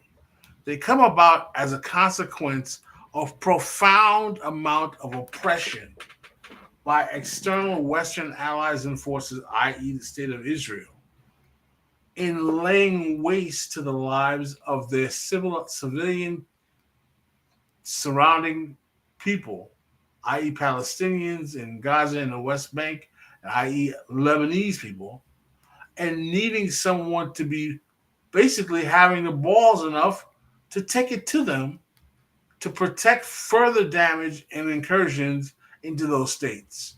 Now, do they go into excessive points where they do things that are unjustifiable? Of course, I don't deny that. Do they do things that maybe be considered criminal on the international stage? Of course, I don't deny that. But these are not rational state actors. There's an old saying: one man's one man's terrorist is another man's freedom fighter. I mean, you can make the argument that for example, in South Africa, many of the people around the time of that went to prison with Nelson Mandela was a terrorist. He was on the terrorist watch list when he went to prison. Nelson Mandela was actually planning the names of people who would be assassinated at one point as a militant in South Africa. He was considered a terrorist. So my position is that one man's terrorist can be another person's freedom fighter, and we shouldn't all of a sudden be willing to just all of a sudden say, all of Hamas is horrible. They're just as annihilist. Again, Hamas doesn't exist and Hezbollah doesn't exist if there is not but for the state of Israel. Frankly, I don't think that's true. The Ba'athist state of Syria exists without I would not make the same. That I don't think what the Ba'athist state of Israel of Iraq represents, or Syria represents, and what Hamas and Hezbollah are the same thing. Those are not nations. Hezbollah and Hamas are not nation states making policy decisions. Hamas administered the Gaza Strip. They did because of one election. But the thing is, though, Hezbollah has been part of Lebanese governments and runs a they are significant chunk of Lebanese territory. They are reactive military forces responding to the actions of Israel for large measure for the majority of their existences. That's been what they mostly were about. Look, I'm concerned just as much with violence and atrocities carried out against Zionism as in its name. For me, the preoccupation is trying to minimize and eliminate all violence and atrocity. I don't think there are good victims or good killers. And I'm not going to judge people who are trying to defend themselves when they're basically being financed by the United States against a nuclear power. I'm sorry, I'm not. Well, I want to jump in here because I think Electra's probably more sympathetic to Pascal's position, where I'm more sympathetic to Kuba's position. I mean, I think the point is there is a different. I think there's completely a confusion, and I see this confusion all the time between understanding something analytically and justifying every single thing. So, for example, I could, in a general sense, of course, Palestinians and Lebanese people have the quote unquote right to defend themselves. I don't know what it means exactly, the right. They will defend themselves. It is just a fact of nature when people are oppressed and abused that they will defend, that they will engage in violent struggle. But that doesn't mean that we have to say all types of struggle are illegitimate or right or appropriate. I think it's perfectly consistent to say that yes, if we look at the history, Hezbollah is a product of the 1982 Israeli invasion. Shias in Lebanon tended to lean towards the Communist Party before that. In the face of an Israeli occupation, you see the emergence of Hezbollah as a resistance movement. But you can say exactly the same thing about ISIS as well. ISIS was a product of resistance to American imperialism, and then the civil war in Syria, etc. But that doesn't mean that every single act of quote unquote resistance of ISIS against American imperialism or American aligned groups is defendable. I think that's a kind of dangerous path to go. I look at ISIS. I'm sorry. I look at ISIS as a counter-revolutionary movement, largely funded by Saudi Arabia to antagonize against the Arab Spring. I'm sorry. But it also emerges out of the resistance forces that developed in reaction to the American invasion of Iraq. That's just a fact. I mean, many of the cadre and leadership of that movement were parts of the ex-Ba'athist movement.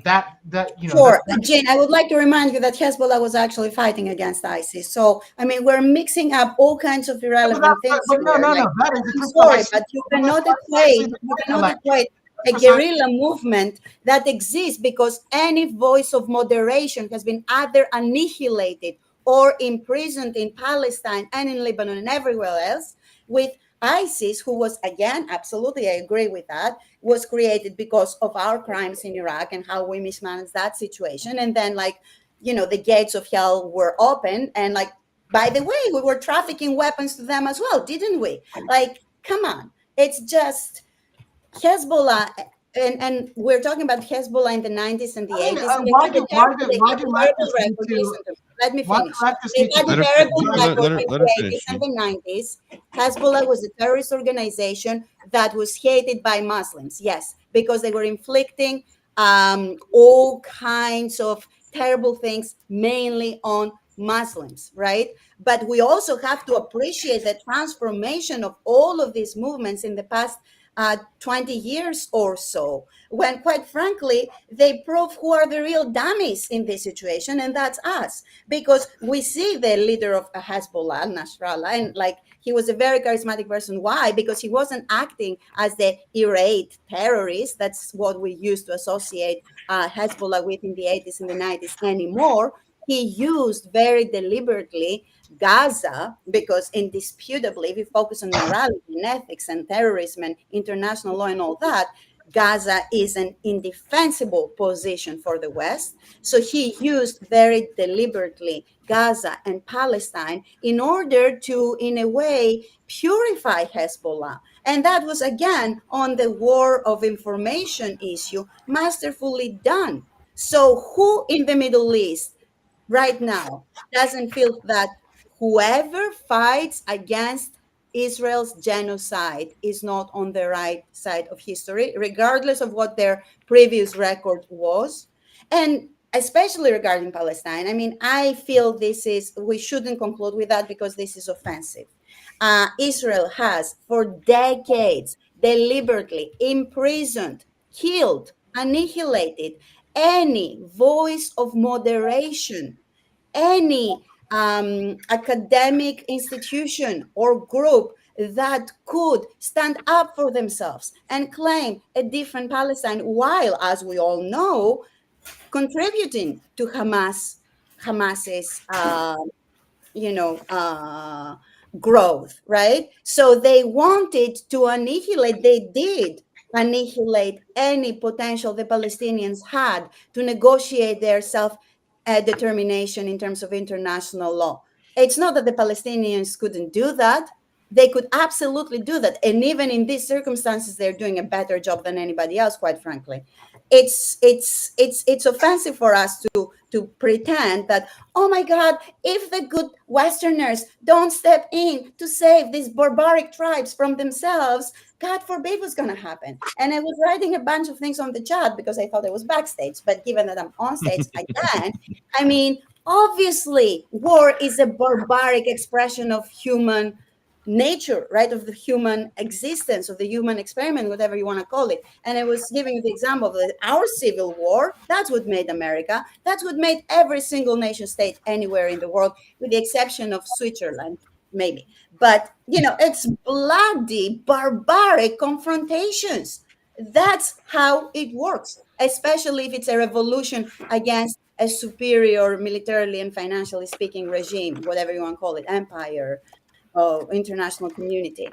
Obviously, but eventually, clearly, these are not the people who establish a political regime. So what we're claiming right now is that the peoples collectively of the Middle East are completely incapable to have a moderate, right, democracy, or to elect their own leaders, or to negotiate this in any other way. But Isn't this the George W. Bush despite position the on fact Iraq? that, excuse me, disagrees with factually everything that has happened in recent history. Because most of these bloody conflicts exist because we finance them, provide the weapons, and manipulate the situation to such an extent that local actors are left with no other option.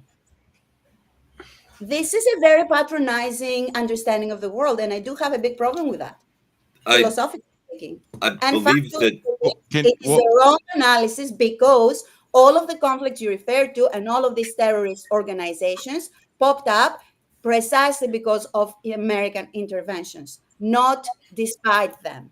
okay. Well, Okay, so this is factually wrong. can Cuba respond? well, first of all, the position that look, Arabs deserve democracy too.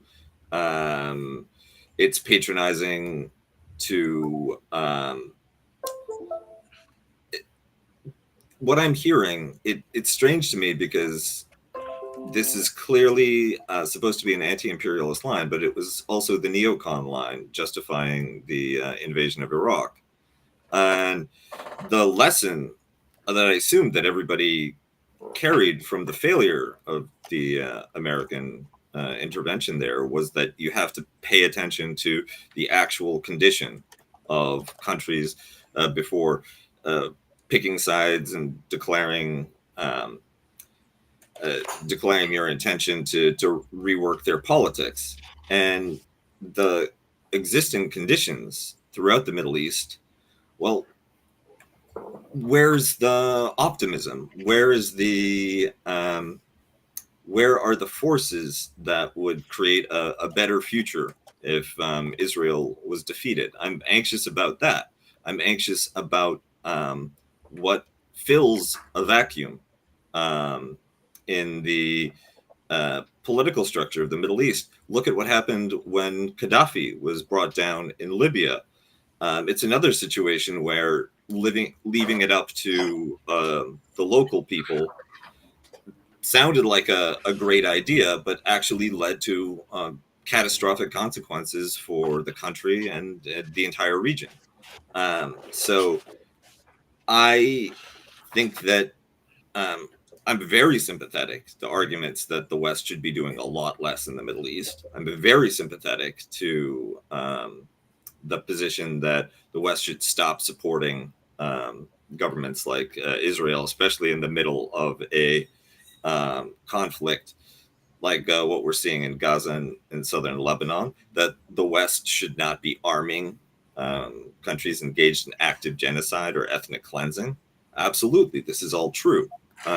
However, I don't think that we should be naive about the circumstances that exist outside of the Western camp, and I don't think that we should be naive about the intent or character of the so-called axis of resistance. Just because somebody is fighting against terrible evil doesn't mean that they're intrinsically noble or superior.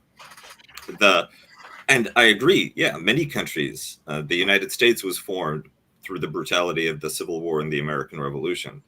And occasionally that's necessary, right? Occasionally things like World War II, in order to stop terribly repressive, brutal regimes, violence is necessary, warfare is necessary.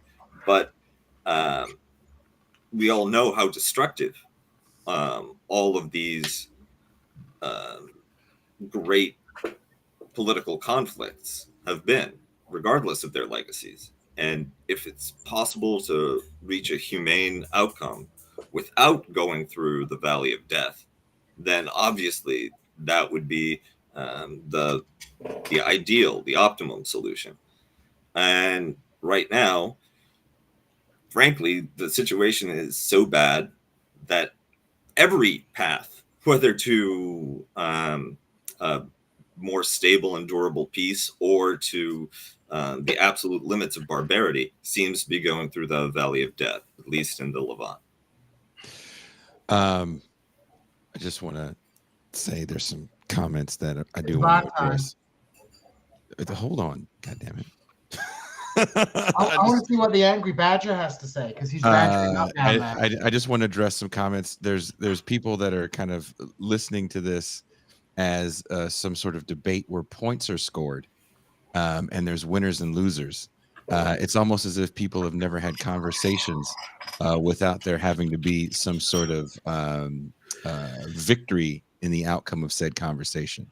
Well, no, that's not true, Jason. It's like there's two types of conversation. There's debates, but the other type of conversation is called the jerk de cycler, as they say.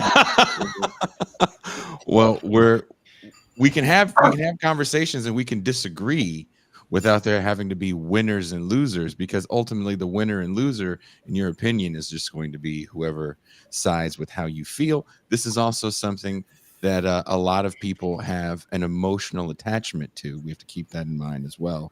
And in these conversations that are going to get extremely nuanced, no one wants nuance. Show me who the good guy is, show me who the bad guy is, and let me just yell about it for the next hour and a half.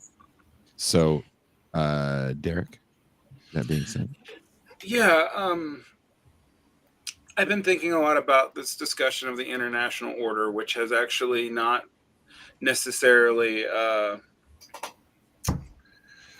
been on the wrong side of history, whatever the fuck that means. I don't know what that means. But I want to point out that everything we're talking about is a symptom of the establishment of said international order, even going back to one that I mentioned about the Mizrahi and the way that played out and its point in Israeli fervor. That is a result of the Balfour Declaration. That is a result of European incursions into breaking up the Ottoman space, some of which is organic, some of which is not. And I agree with Electra that the nation states that formed were largely the groups that had like a something like an intellectual and popular support tradition, but we see also where that was not worked out. Iraq, the states that actually we see the most sectarian conflict in.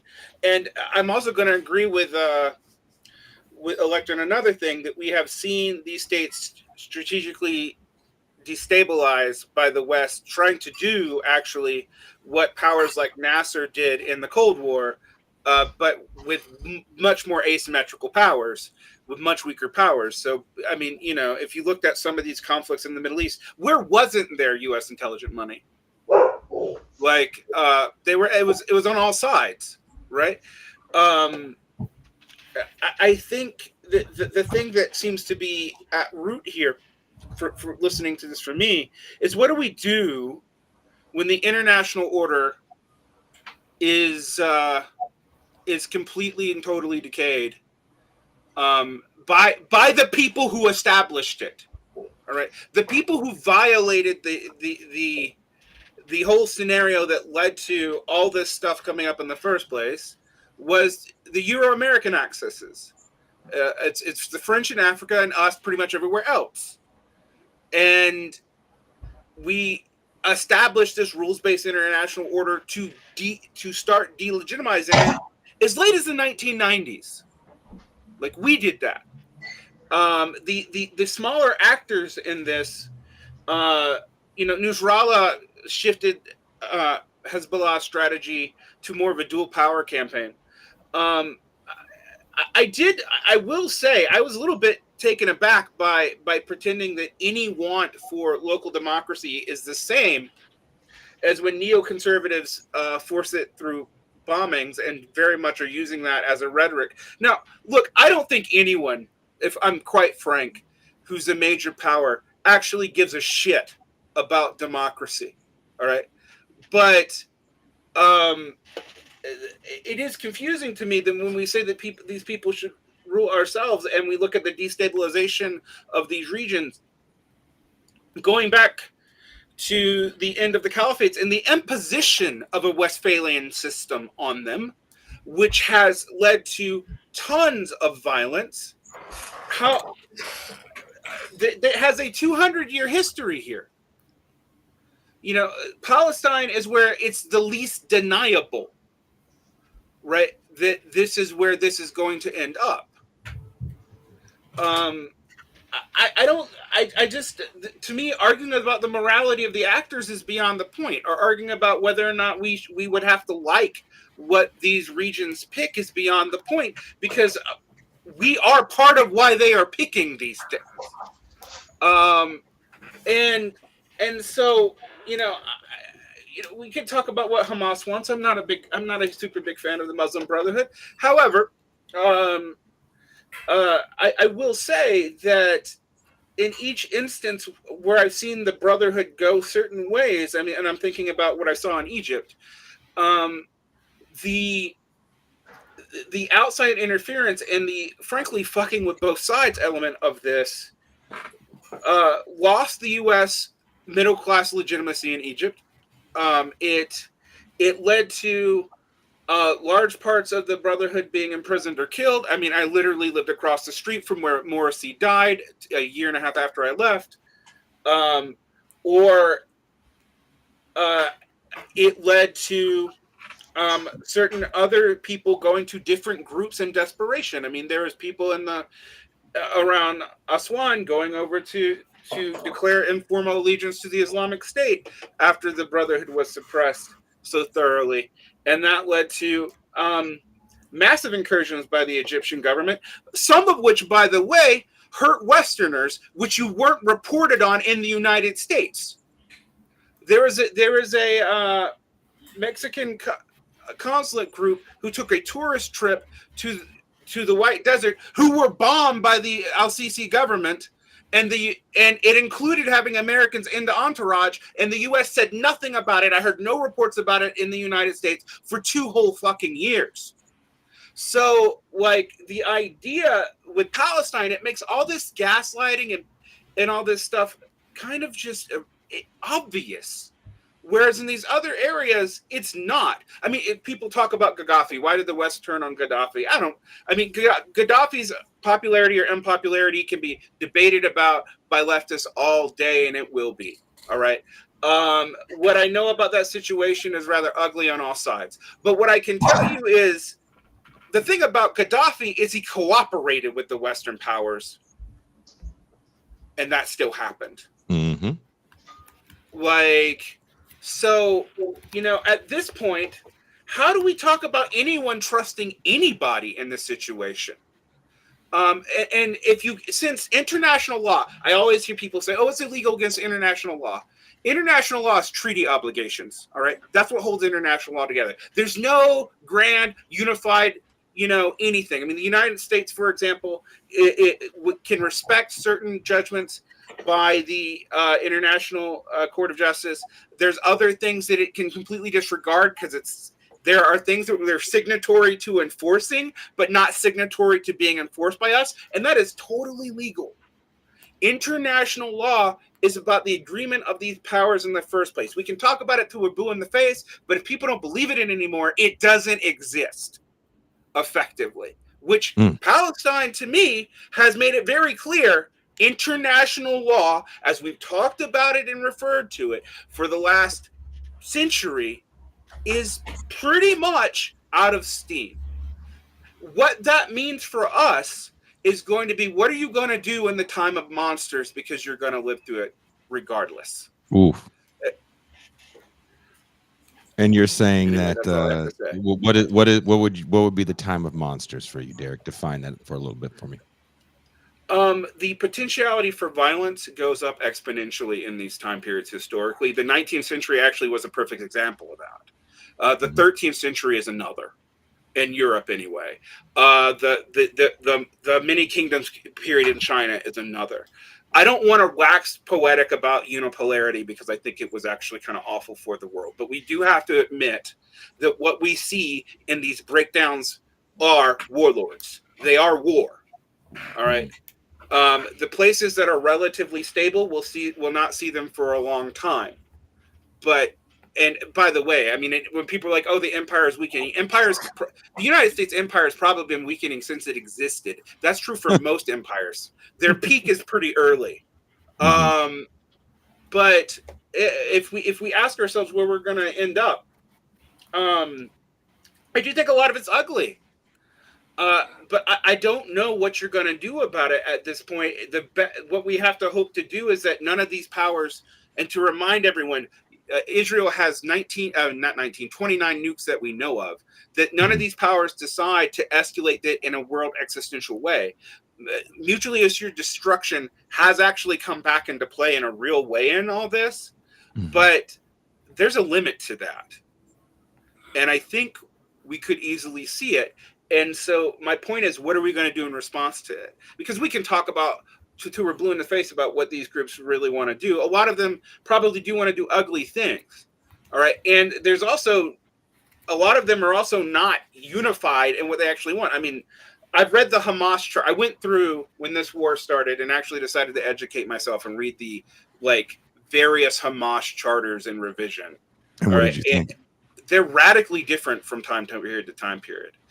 They actually do become more inclusive. They have they do also make they have a weird double language of both inclusion and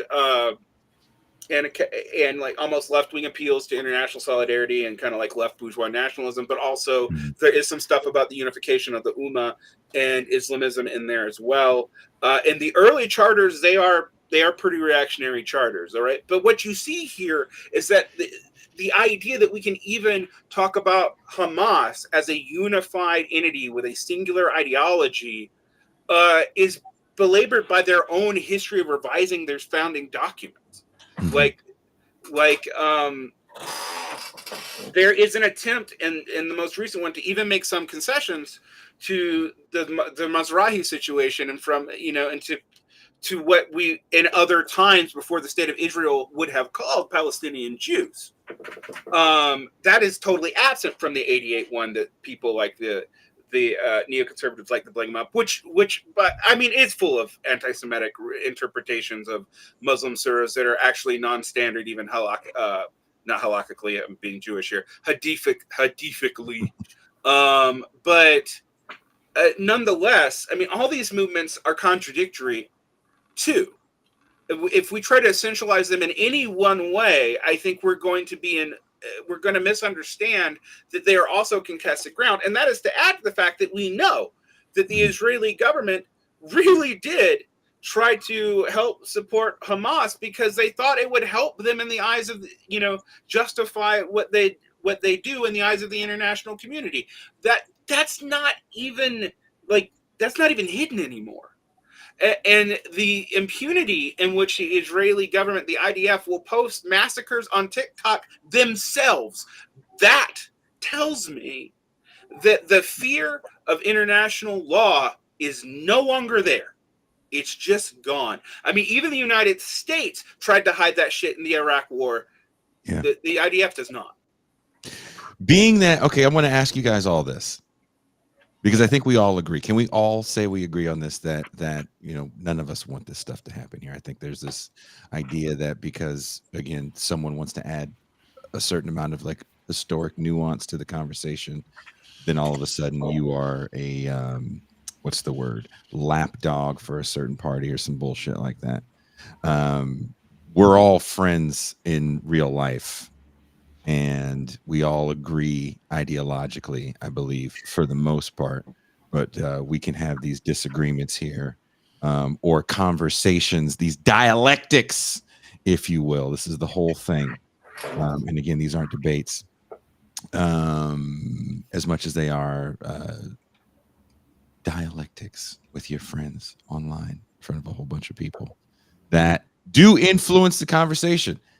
I have to admit, the commenters influence the conversation because everybody's eye, you can see the corner of their eye. They're seeing someone go, "Hey, fuck off, guy. I hate that guy. That chick is stupid. Gene sucks." Right? We all see that. Don't think you guys aren't adding to the conversation and to a certain degree influencing what people say. I just want to get our conversation kind of back on track where we are not acknowledging some of the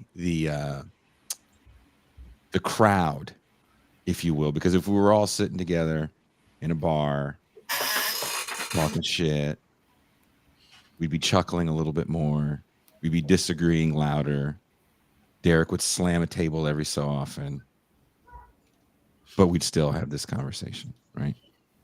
I mean, one thing I want to add, Jason, is like, from my perspective, the character, I have my opinions on the character of political movements like Hamas and Hezbollah, etc., etc. I have my opinions on the political character of, the Israeli state. But, those are my opinions and interpretations of those movements, trying to like look at them, quote unquote, objectively and historically, etc., etc. My perspective on, what it means for people in, let's say, in the United States, like us as not as like a political scientist or a historian, but as a citizen, or in my case, a resident of the United States. My whole point has been, in a way, getting into the debate of whether Hamas is good or whether Hamas is bad, who is to blame for this group coming into being, that group. Those are historical debates that I think, we should have those debates in an intellectual sense. But politically speaking, the question from my perspective, and I think Kuba would probably agree with me on this, is like, those debates are actually irrelevant to what our position as people who live in the United States should be, which is like, our government is funding one side in this violence, right? Yes. And we don't want our government to be involved in funding that side in its atrocities. Hamas might be a very bad organization or a good organization. Hezbollah might be a bad organization or a good organization. But the reality is, Israel is inflicting a collective punishment on the Palestinian people, as well as the people of South Lebanon, for the actions of these political groups. And the fact that, they, as much as the Israelis complain about, Lebanese sovereignty, and they should, the Lebanese army should crush Hezbollah, they're in violation of international law. They maintain an occupation that has been occupation for over 50 years. And for the first 20 years of that occupation, Palestinians were in the West Bank of Gaza and were relatively demobilized. So, of course, Israel has created these conditions that lead to the rise of these groups, which I think probably are political dead ends in a certain sense. But that is irrelevant to the question of what an American citizen should do, which is just very simple. It's like, America needs to not be sending billions of dollars over to Israel to fund and support these kind of activities. I would, what I would like to see is whatever policy Western countries have towards Israel should be entirely symmetrical with their policy towards Palestine and their policy towards Lebanon. Meaning, if you're sending $60 billion worth of military aid to Israel, you should also be sending $60 billion to the Palestinian Authority, and you should also be sending $60 billion to Lebanon. If you don't want those weapons in the hands of the Palestinian Authority or Lebanon, then send less to the Israelis as well. Similarly, if you are giving preferential access to visas for Israeli citizens, you should behave the same way towards the Palestinians and towards the Lebanese. This is not a Western conflict, and the West created the conditions for this terrible, terrible nightmare situation, and has been an unfair and dishonest broker in the Israeli-Palestinian peace process. So I think that there should just be a baseline symmetrical relationship with the entities, the belligerents in question, and other than that, the West should have nothing to do with it. In this, I'm anxious about what the local actors should do, but I am not implying that the Western force should go in there to sort it out. Pascal Robert. Free Palestine. That's what you're gonna do. You're gonna yell it out like a college student. That's what you're gonna do. Hey, yo, man, free Palestine. Yo, man, What you're gonna do. That's what you're gonna do. You're gonna sit there. Free Palestine, man. Wow. All these people, all these paid patrons that want to hear you say something No, profound. I mean, listen, man. I'm only very honest with you. By the way, Cuba, I don't want you to think that I was personally assailing your position there when we had a brief disagreement. I mean, listen, I have, I've been to the Middle East. I've lived in Egypt for several times. I've been to Jordan. I've made my Hajj pilgrimage to Mecca. I have several friends who are Palestinians. And, it's very emotional for me to see what's going on in this area, to see what's happening, and to hear what's happening.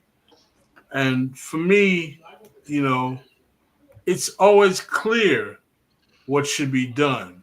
But that doesn't mean what's clear to me, based on my faith and beliefs, is necessarily in line to what a secular American audience or leftist audience wants to hear. Yeah. And and I recognize that and I realize that.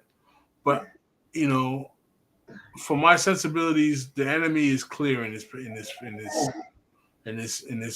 paradigm, and there's and for me, I'm just happy that the Palestinian people are seeing some sense of humanity, their humanity being recognized at this moment.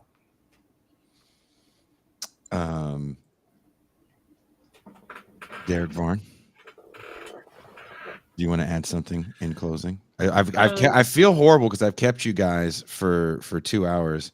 I know Electra is a mom. Jean, as you can see, I'm a mom. the children have breached. The children have breached the room. I don't know how Electra stopped her breach. She must have a reinforced door, a series of iPads. No, she probably has mom voice where if she says, "Hey, you guys better behave," they listen, right? Do Electra? Greek moms throw shoes? If you want to discuss my strategy here in childbreeding, If you've got some tips, Electra, I could really help. I guess I believe in polygamy. I have different dads to take care of their different offspring. Smart. You divide up the labor. Damn. Okay. There you go. You need a lot of them to make Electra's got her real daddy's human. working. She's got him doing the smart move, Electra. Smart. She was like, I'm getting my weekends free. Derek Varn, what say you in closing? I would say that we need to leave the region the hell alone. And if anything, I do not want to, a free Palestine. It would be, I think, an objective necessity for the world. I also don't. I'll be quite honest with you. The more I deal with it and look at it, I don't know where we end up going. I would love to be able to tell our audience that I thought that everything was going to be okay. I quite frankly don't. On that note, however, I don't want to end up in a muddle of ambivalence. I think we here need to do our best to end the situation and end our funding for the situation. I think that's something that we all agree on, or at least make sure that the funding is not asymmetrical towards Israel as some kind of a pragmatic compromise there. The way I feel about this, I'm similar to Pascal in that I've spent a lot of time in Egypt and I've spent time in the UAE and I've even been to Gaza before it was totally shut off, and I haven't spent a lot of time there though. I've seen it enough for it to feel very real to me. It's hard for me to say that I'm going to feel good about almost anything that happens in this. I mean, for me, I have known people who have perished on both sides because of my ethnicity and my proximity to the Middle East. It seems to me that despite that, it's very easy for me to keep a very clear eye on why this is happening and why we need to get the U.S. uninvolved, even though I don't know what levels we actually have to do that. And that's going to be the last thing I'm going to say on this. Dr. Electra. I call you that because I don't want to butcher your last name. I'm going to butcher it. So, or I would just make up something Greek, and that might be a racist. And I don't want to do that. No, seriously, I just want to say how much I appreciate the conversation here, and that's important to us as well, at least to me, to have these conversations. So, especially when we disagree, right? Because this is important, needs to be addressed.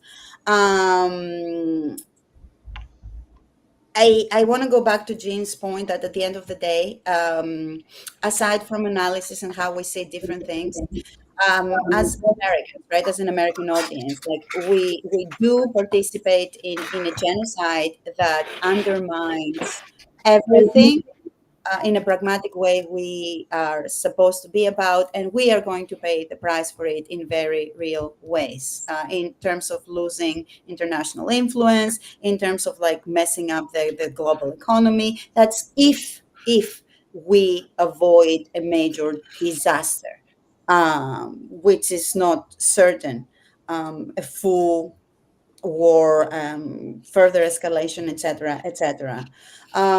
So the bottom line is that to me, it's very simple.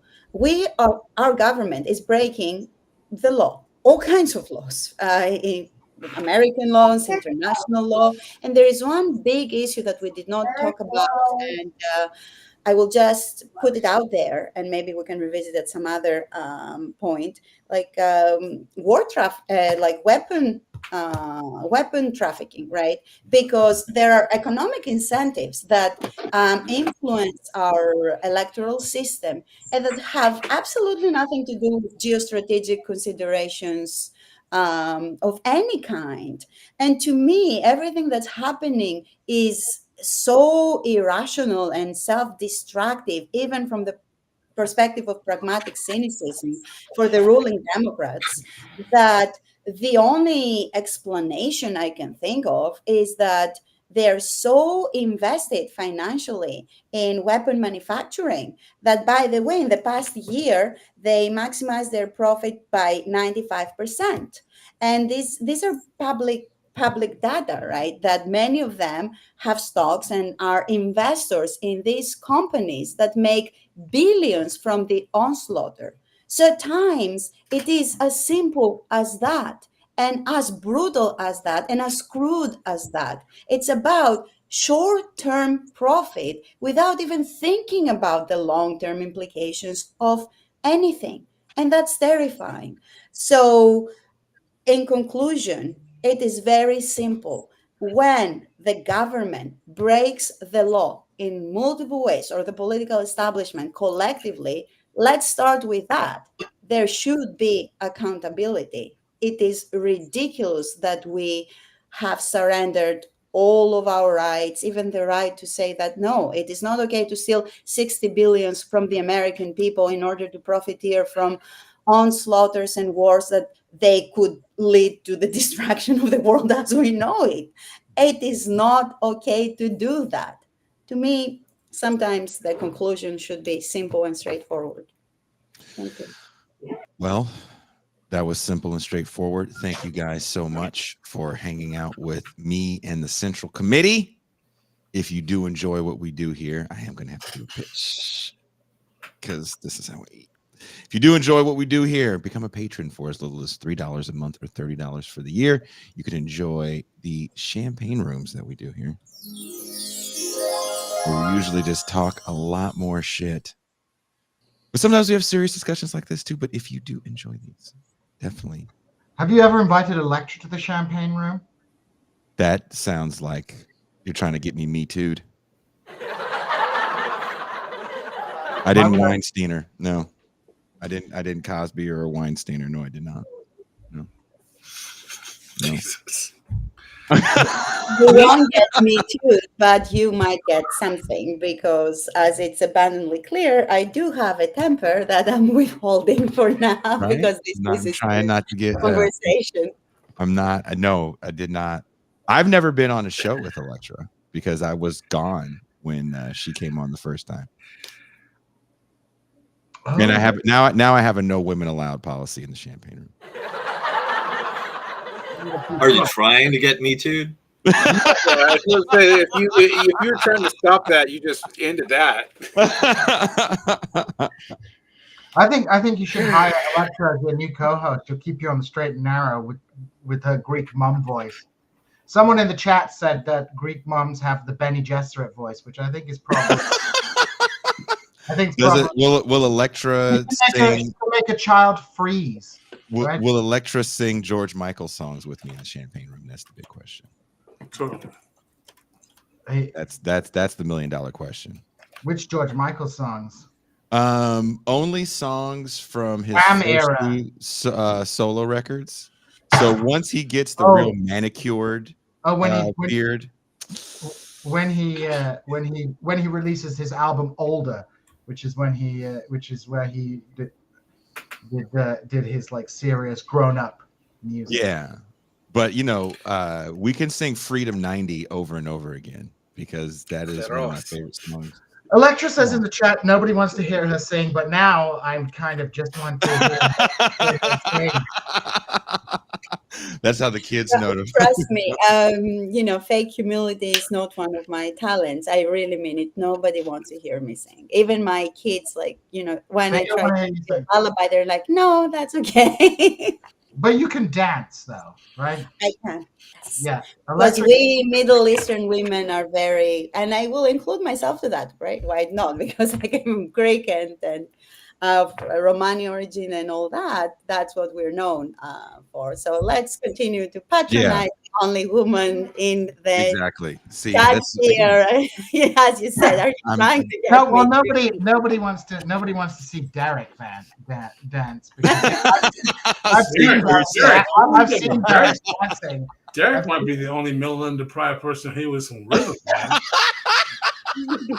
I have seen Kuba dance on his wedding. I think You didn't dance at your wedding. No, didn't you do this? Didn't you do? No, he didn't dance at his wedding. No, you got him confused with Doug Lane. Oh, Doug Lane dancing at the wedding, shaking his booty. You got him confused with Ben Burgess. Dropping it like it's hot. Kuba did not dance. There was a no dance policy at Kuba's wedding. I think everybody would want to see Ben Burgess dance and sing. Did I tell you? Actually, side note of gossip bullshit. Ben agreed to get his haircut here in Mexico. So, and we walked by a barbershop. We were going somewhere. He's like, "Oh, there's a barbershop." I was like, you weren't fucking around? You're gonna let me take you into a fucking barbershop here and get a haircut? He's like, "Yeah." I'm like, "Oh, fuck yeah, dude. We're gonna get you one of those third base fades." Are you trying to give Ben like a kid and play?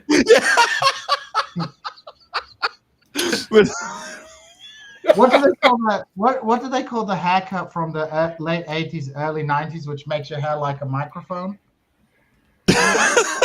High top fade.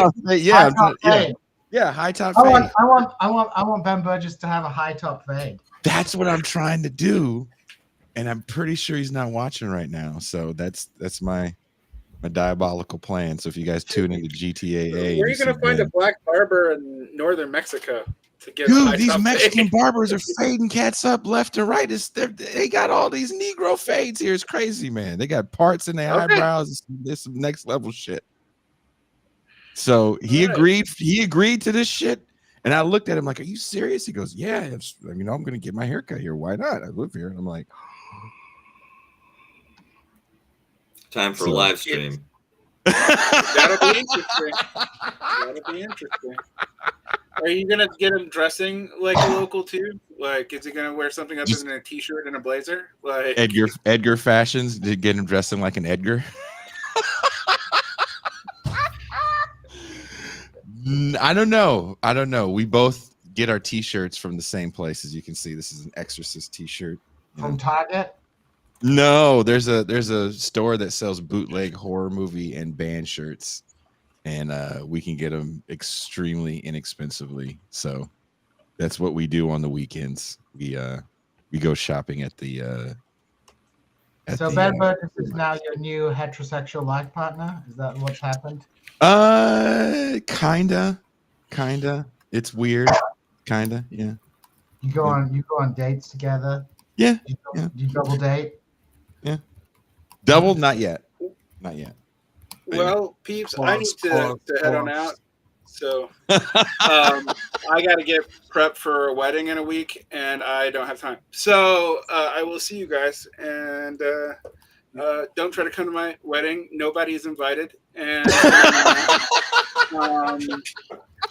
It's happening in the middle of nowhere in Utah, so you can't find me, and I will have a shotgun. All right, so Is it like super pagan? not necessarily. I just don't want anyone to be there. I have 2 witnesses that are legally necessary, and that is it. Wait, hold on. You're getting married in 2 weeks? He's getting married. I've been here Yeah. in 5 days, actually. So, Have you determined where you're going to bury the witnesses afterwards? let's just say that I am somewhere in Grand Staircase Escalante, the most remote region on Earth, or at least in North America, that isn't in the upper Canadian, territories, because you'll freeze to death up there. But yeah. Also, the permafrost is no good for digging. You're in a better location. Exactly. Do you have your stash of illegal blue chews ready for the wedding night? Illegal blue chew. Yeah, you don't need regular blue chew. You need the That's what I'm sending him some from Mexico. Mexican blue chew. I'm gonna send him some like a big Costco Costco pack of blue chews. Next time we see Vaughn, he'll have rictus or something like that. For the person who mentioned people getting me too, you seem to be very willing to have that happen. Anyway, thank you. I gotta go. Thank you guys all for participating. Definitely thank you guys for watching the show and all of the comments. The chat was moving at warp speed. And fellas, I guess we are out.